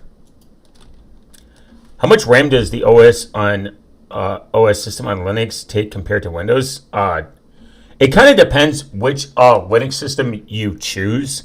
So I'm going to sound very memes right now. Linux isn't an operating system. It's a kernel. GNU/Linux is the complete operating system. GNU is the utils, like the desktop, the utilities that give you the desktop experience, etc., on Linux. So it depends on which distro you choose. Now, if you want an average scope, Linux requirements, like GNU/Linux requirements, are far less than Windows. Windows might require 4 to 6 gigs of RAM and a certain amount of like a Pentium, like four cores, RAM, a decent GPU, whatever. My minimal Arctic distro install with Hyperland uses 1.3 gigs of RAM with a terminal and 2 Firefox windows with 7 tabs. Yeah, that's a very good like baseline comparison. My Gen 2 install uses like 600 megabytes idle at desktop, and you can get even smaller. You can go really down. So I use Void. I use Void Linux with a lighter init system. I use Runit as my init system. Because I'm streaming, I have like 300 tabs open, whatever. Mine uses a lot of resources. But if I switch to Puppy Linux with a web browser, a couple tabs, I'm like hovering around like a gig, but at bare idle, it uses like 130 megabytes of RAM. And you could even shave Gen 2 down like even more. You could use the lightest desktop environment. It kind of depends. You can really customize. That's the good thing about Linux. You can customize it to be very resource reserved. Like if you have the reason I got into Linux, and for the people that are unaware, I got into Linux because I had a laptop that I purchased with the last bit of money for a specific reason that didn't run Windows after like 2 weeks. It barely ran. It was very laggy. And then I switched from Windows. This was Windows a long time ago, before even Windows 10 was even a thing. I switched to Ubuntu. Ubuntu was faster. It was more efficient. I was like, what's this? What's going on? Like, how do I make my laptop faster? And people were like, install Linux. And I installed Ubuntu. I went from Ubuntu to, and I distro hopped for a long time. But that's a longer story. Dude, Windows is like 8 to 12 gigs. These days, I was at my dad's place yesterday, and he was 13 gigs on desktop with like 3 tabs of Firefox. It's kind of funny when people use Firefox on Windows. Just the fucking weather app uses 1 gig. Yeah, the 600 megabyte Gen 2 install is also a Hyperland. I'm not a I haven't gotten a Hyperland train, and I don't think I ever will. With all the animations, blur, shadows on. My Pocket laptop Gen 2 install is like about the same as your Void Linux, 150 megabytes on desktop with River Protocol window manager. Oh, okay. Yeah, so like Puppy Void can like really shave it down. So on my laptop, I use Cubes OS. Cubes, obviously, at peak it uses about 6 to 7 gigs. I have a 64 gig system, so I can run more and more virtual machines. But at idle and like one virtual machine running, it's like and I'm opening up a bunch of tabs and stuff like. But you can really get away with. I got away with about 6 gigs with some room for more virtual machines. But you could shave down a lot of these. Linux can be shaved down. FreeBSD can be shaved down. Even you can get really far down with Linux, where I mean, if you're okay with the terminal, you could go farther. There's terminals that use the web browser. Like you can search the web with the terminal. You can go even farther down. Like there's no limitation on people that, I mean, there's probably, just like there's racing competitions, just like there's booting, like people that like try to boot Linux within like they're like, I got my Linux system to boot in 0.2 of like a second. There's people that probably debloat. There's debloating competitions where you can debloat it. Linux is bloat. GNU herd will save us any day now. Yeah, for real. Guys, 150 megabytes of RAM is too much. It's bloat. Oh, what is GNU herd? It's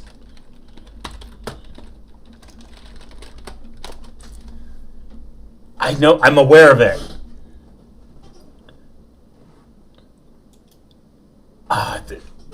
See, I like when resources get allocated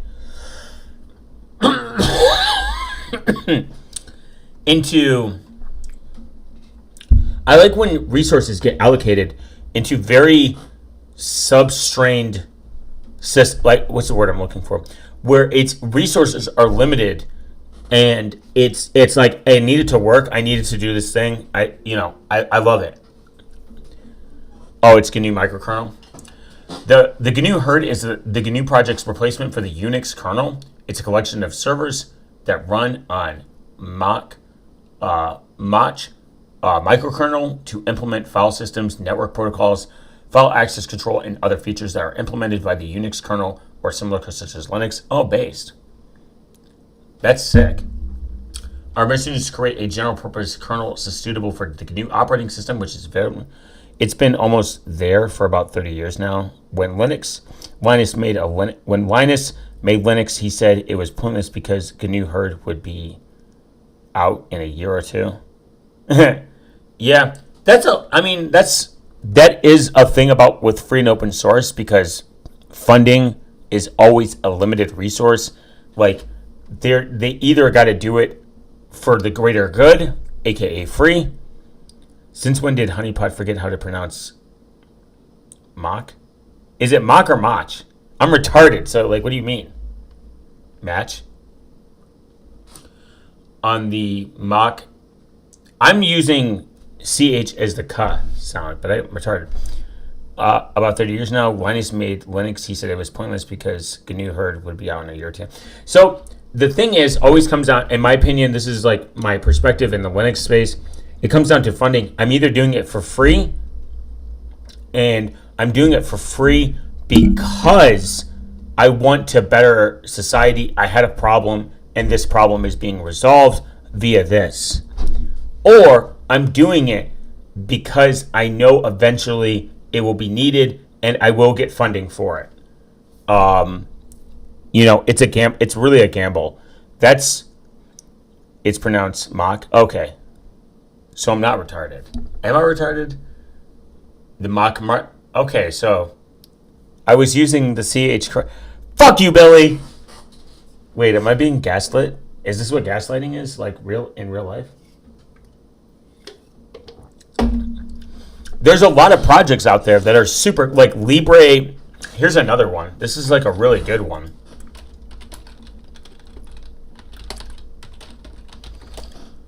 I mean, even Wayland. You could take Wayland. Later, Billy. You could take Wayland and look at it this in the same window. Wayland has been around for a long time. It was supposed to overtake X11. It hasn't. Like it's like the meme. You pronounce it Mach instead of Mach. Oh, maybe I'm retarded. I am retarded. So Wayland is one of those things that is superior to X11. It has GPU isolation. It improves upon the security issues with X11 and whatever. Its porting just doesn't exist. It's just not there. And it sucks because it's far superior. This is the problem with like the Linux like space is developers don't agree on stuff because it's not homogeneous, like it's not a homogeneous system, and they have opinions and cost and money and things. I mean, that's generally the answer that that's the conclusion I come to 99% of the time. Not homogeneous. It costs money, time, things, developers, gay. I'm pretty sure Wayland has overtaken X at this point, at least for the average desktop user. Not really. I mean, Wayland, people complain about Wayland still. Most people just go to Plasma, especially if I use Wayland, but multi-desktop setup is pretty bad. On CubesOS, they still haven't found a way to port it, even though CubesOS is security focused. I use CubesOS on my laptop full time. Wayland is starting to become the problem with Wayland is it's hard to develop because it's just a protocol compared to X, which is a compositor, and a lot of this stuff and a lot of other stuff all in one. Yeah, for real. There is a problem. So CubesOS in itself, there is a really good forum where somebody explains, if you take Wayland and you turn it into its own virtual machine, like its own VM, and this is like an oversimplification. It acts as the middleman. The middleman, meaning that it will take the information, like the video feed and everything, and then it will accept it, it will isolate it, and then you as the user will see it. It will be like its own virtual stack. They just need someone to develop it, and this comes back to a money problem, a time constraint problem. Is it actually solving an issue? But I agree with you. Wayland's problem is it's a developer. It's because it's just a protocol, even though it's better, and people have to want to use it, and developers have to want to port it and work with it and work on it and develop it and build from it and redesign things. I mean, that's just Linux, and in its nature is the lack of homogeny when it comes to protocols that would benefit Linux in general. I remember when I first used Wayland, using two screens was a nightmare. Correct, it's just a protocol, aka middleman. Yeah. And to be completely honest, when you actually look at it from a security standpoint, it is far superior because of GPU isolation, and CubesOS could 100% benefit from this because then gaming would be a very easy thing to achieve. You could take the GPU that's integrated. Check that out. Correct. You could take the GPU, isolate it via like a virtual like a stack, and deliver it to people. And it's like, okay, cool. I have a gaming one, mainly the stage state diagram for Wayland versus X11. Okay.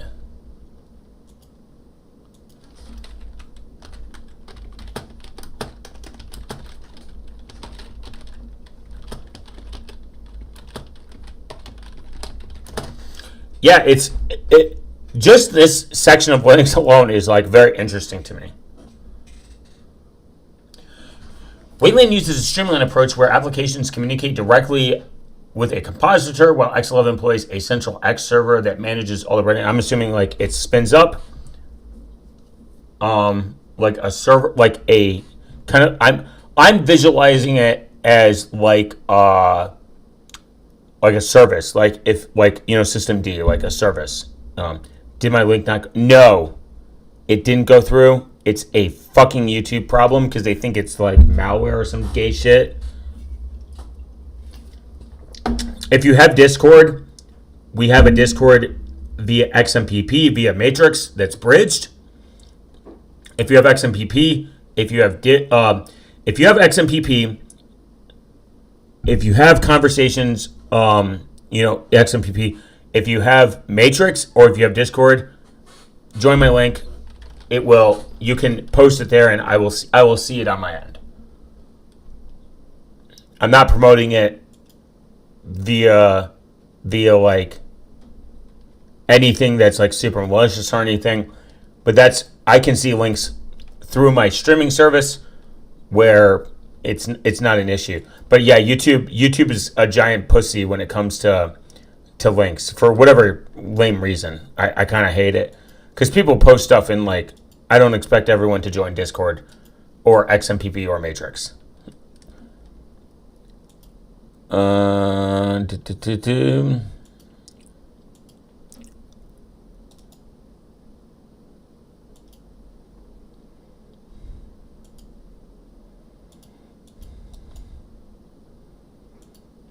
me see if I can just do it this way.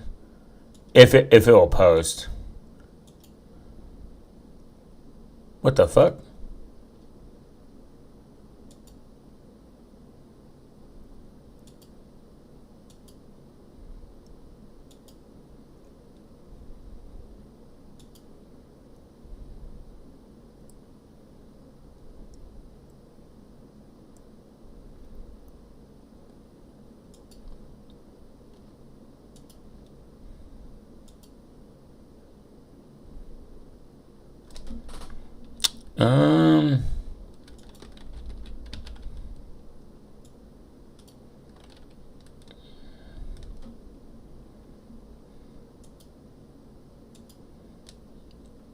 Damn it. Sorry, my restream just crashed.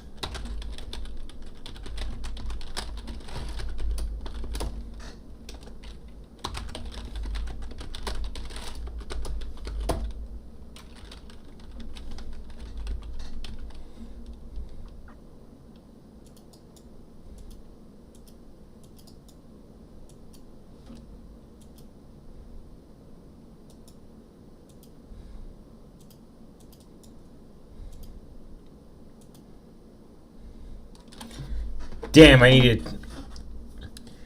1 second, ladies.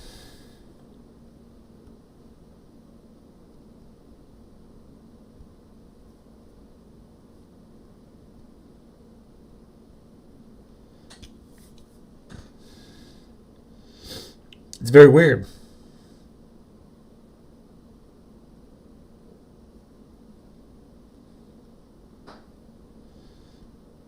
It like kicked me, like restream kicked me out, which is kind of interesting.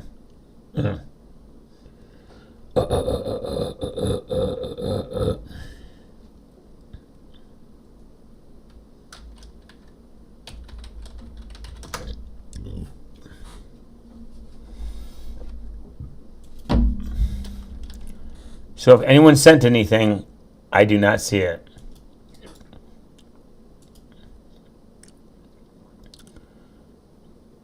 Oh, I will do that.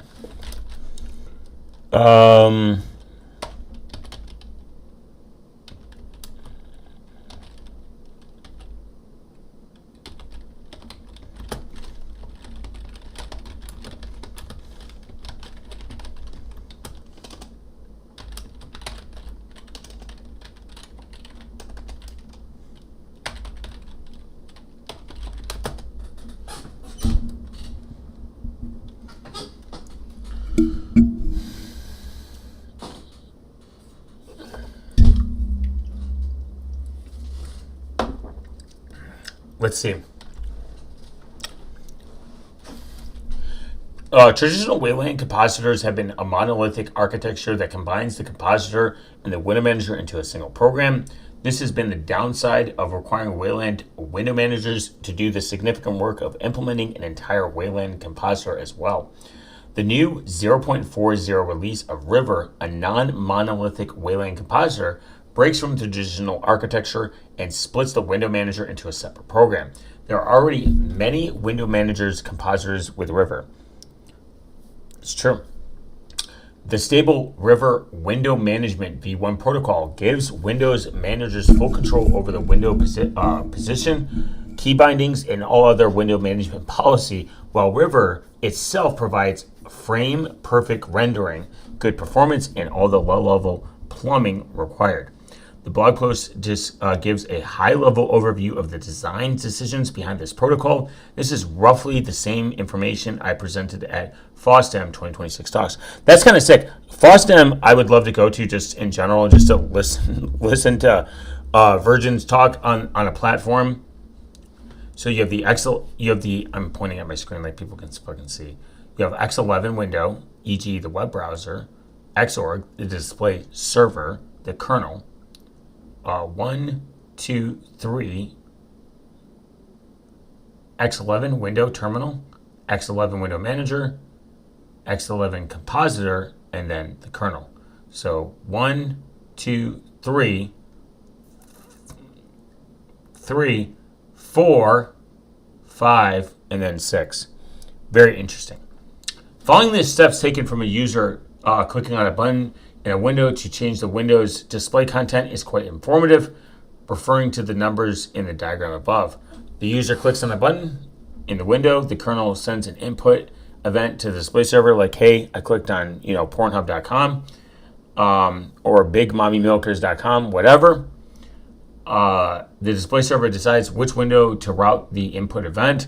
Hey, you want to see BigMommyMilkers.com? We're going to send it to this window event. Already there's a problem here. Since the display server is not aware of the compositor's screen grab, it cannot be 100% sure which window is rendered under the user's mouse at the time of the click. It doesn't know you're trying to go to mommymilkers.com, 100%. The display server makes its best guess and sends the events to the window. The window submits the new buffer to the display server. The display server passes the window's new buffer to the compositor, and the compositor combines the window's new buffer with the rest of the user's desktop and sends the new buffer to the display server. The display server passes the compositor's new buffer kernel. With this architecture, the display server is acting as unnecessary middleman between the kernel, X11, Windows, and compositor. The result is an unnecessary round trips between the display server and the compositor, adding latency at every frame. This could be probably an answer why Linux gaming for a long time has always been lag, because it has so many steps in between. I'm just guessing. I'm not an expert at this. I barely understand editing, let alone vector, like how display servers works, let alone how audio visual works, because I'm not a virgin or a nerd. I like having sex with women. So just simplicity of the Wayland state machine example compared to the X11 one should tell you everything you need to know about the security difference between the two. So I'm assuming because there's a lot of steps and there's no isolation, that is a security. I read an interesting perspective on X11, and because it has no isolation in the GPU, I'm oversimplifying it. That's why it's less secure than Wayland. But I could be wrong.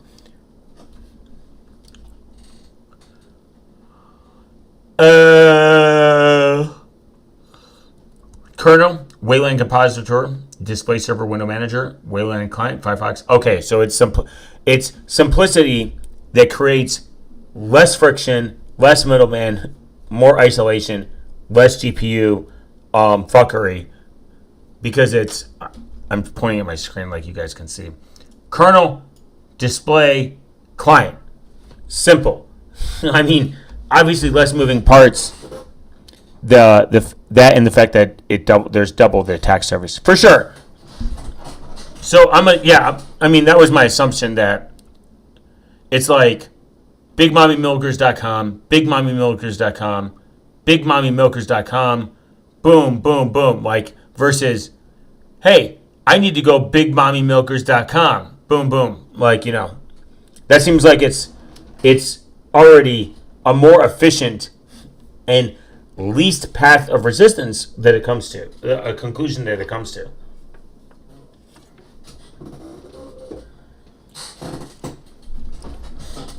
And obviously, like simplicity in a pure computer stance, that's always going to be the best route.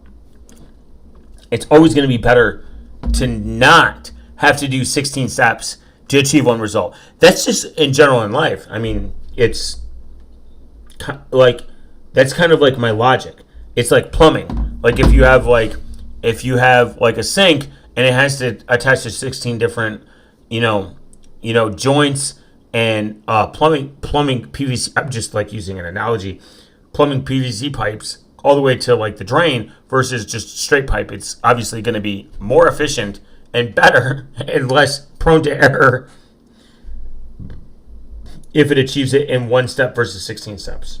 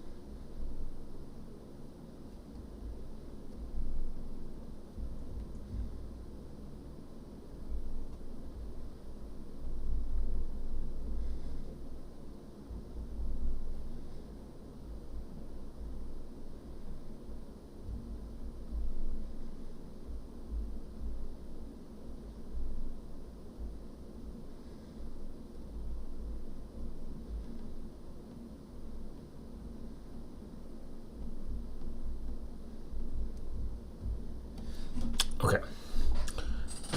Traditionally, Wayland compositors have taken on the role of window managers as well, but this is not, in fact, a necessary step to solve architectural problems with X11.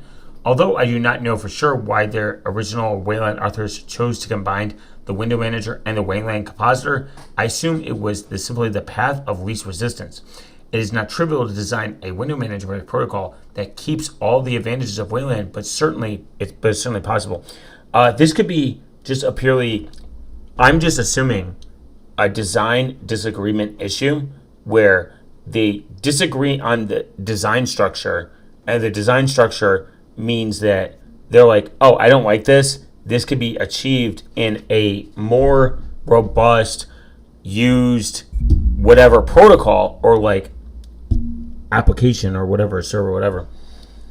And that is their issue with it. They're like, this could be achieved in Wayland, in X11. We don't care. That's my main criticism of Linux. Everyone thinks like, oh, this has worked for 30 years. Who cares? We know how to fix it, but it doesn't get fixed. That's the problem. You would create a attack surface, and even if it has a solution, no one's implementing it. It hasn't been implemented since like the fucking birth. We found a solution, but we don't want to do it. It's like finding a hooker without AIDS, and you're like, nah, AIDS, please.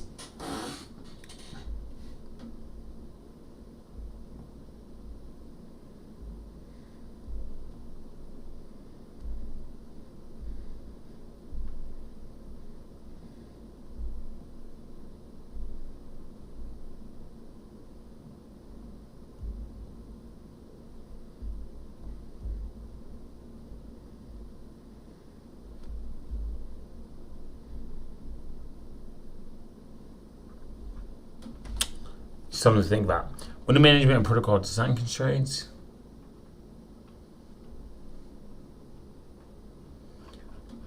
Wow, lots of cool information.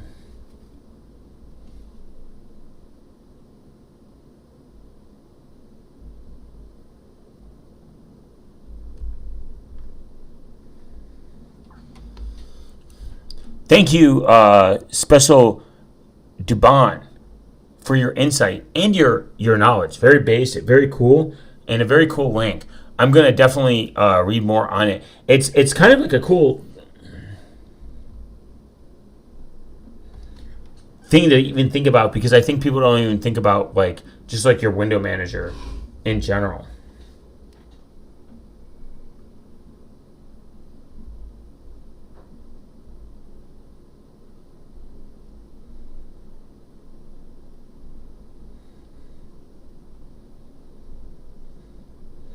And it's the thing that you use the most. It's actually the thing that you not only use the most, the thing that you use the most without thinking.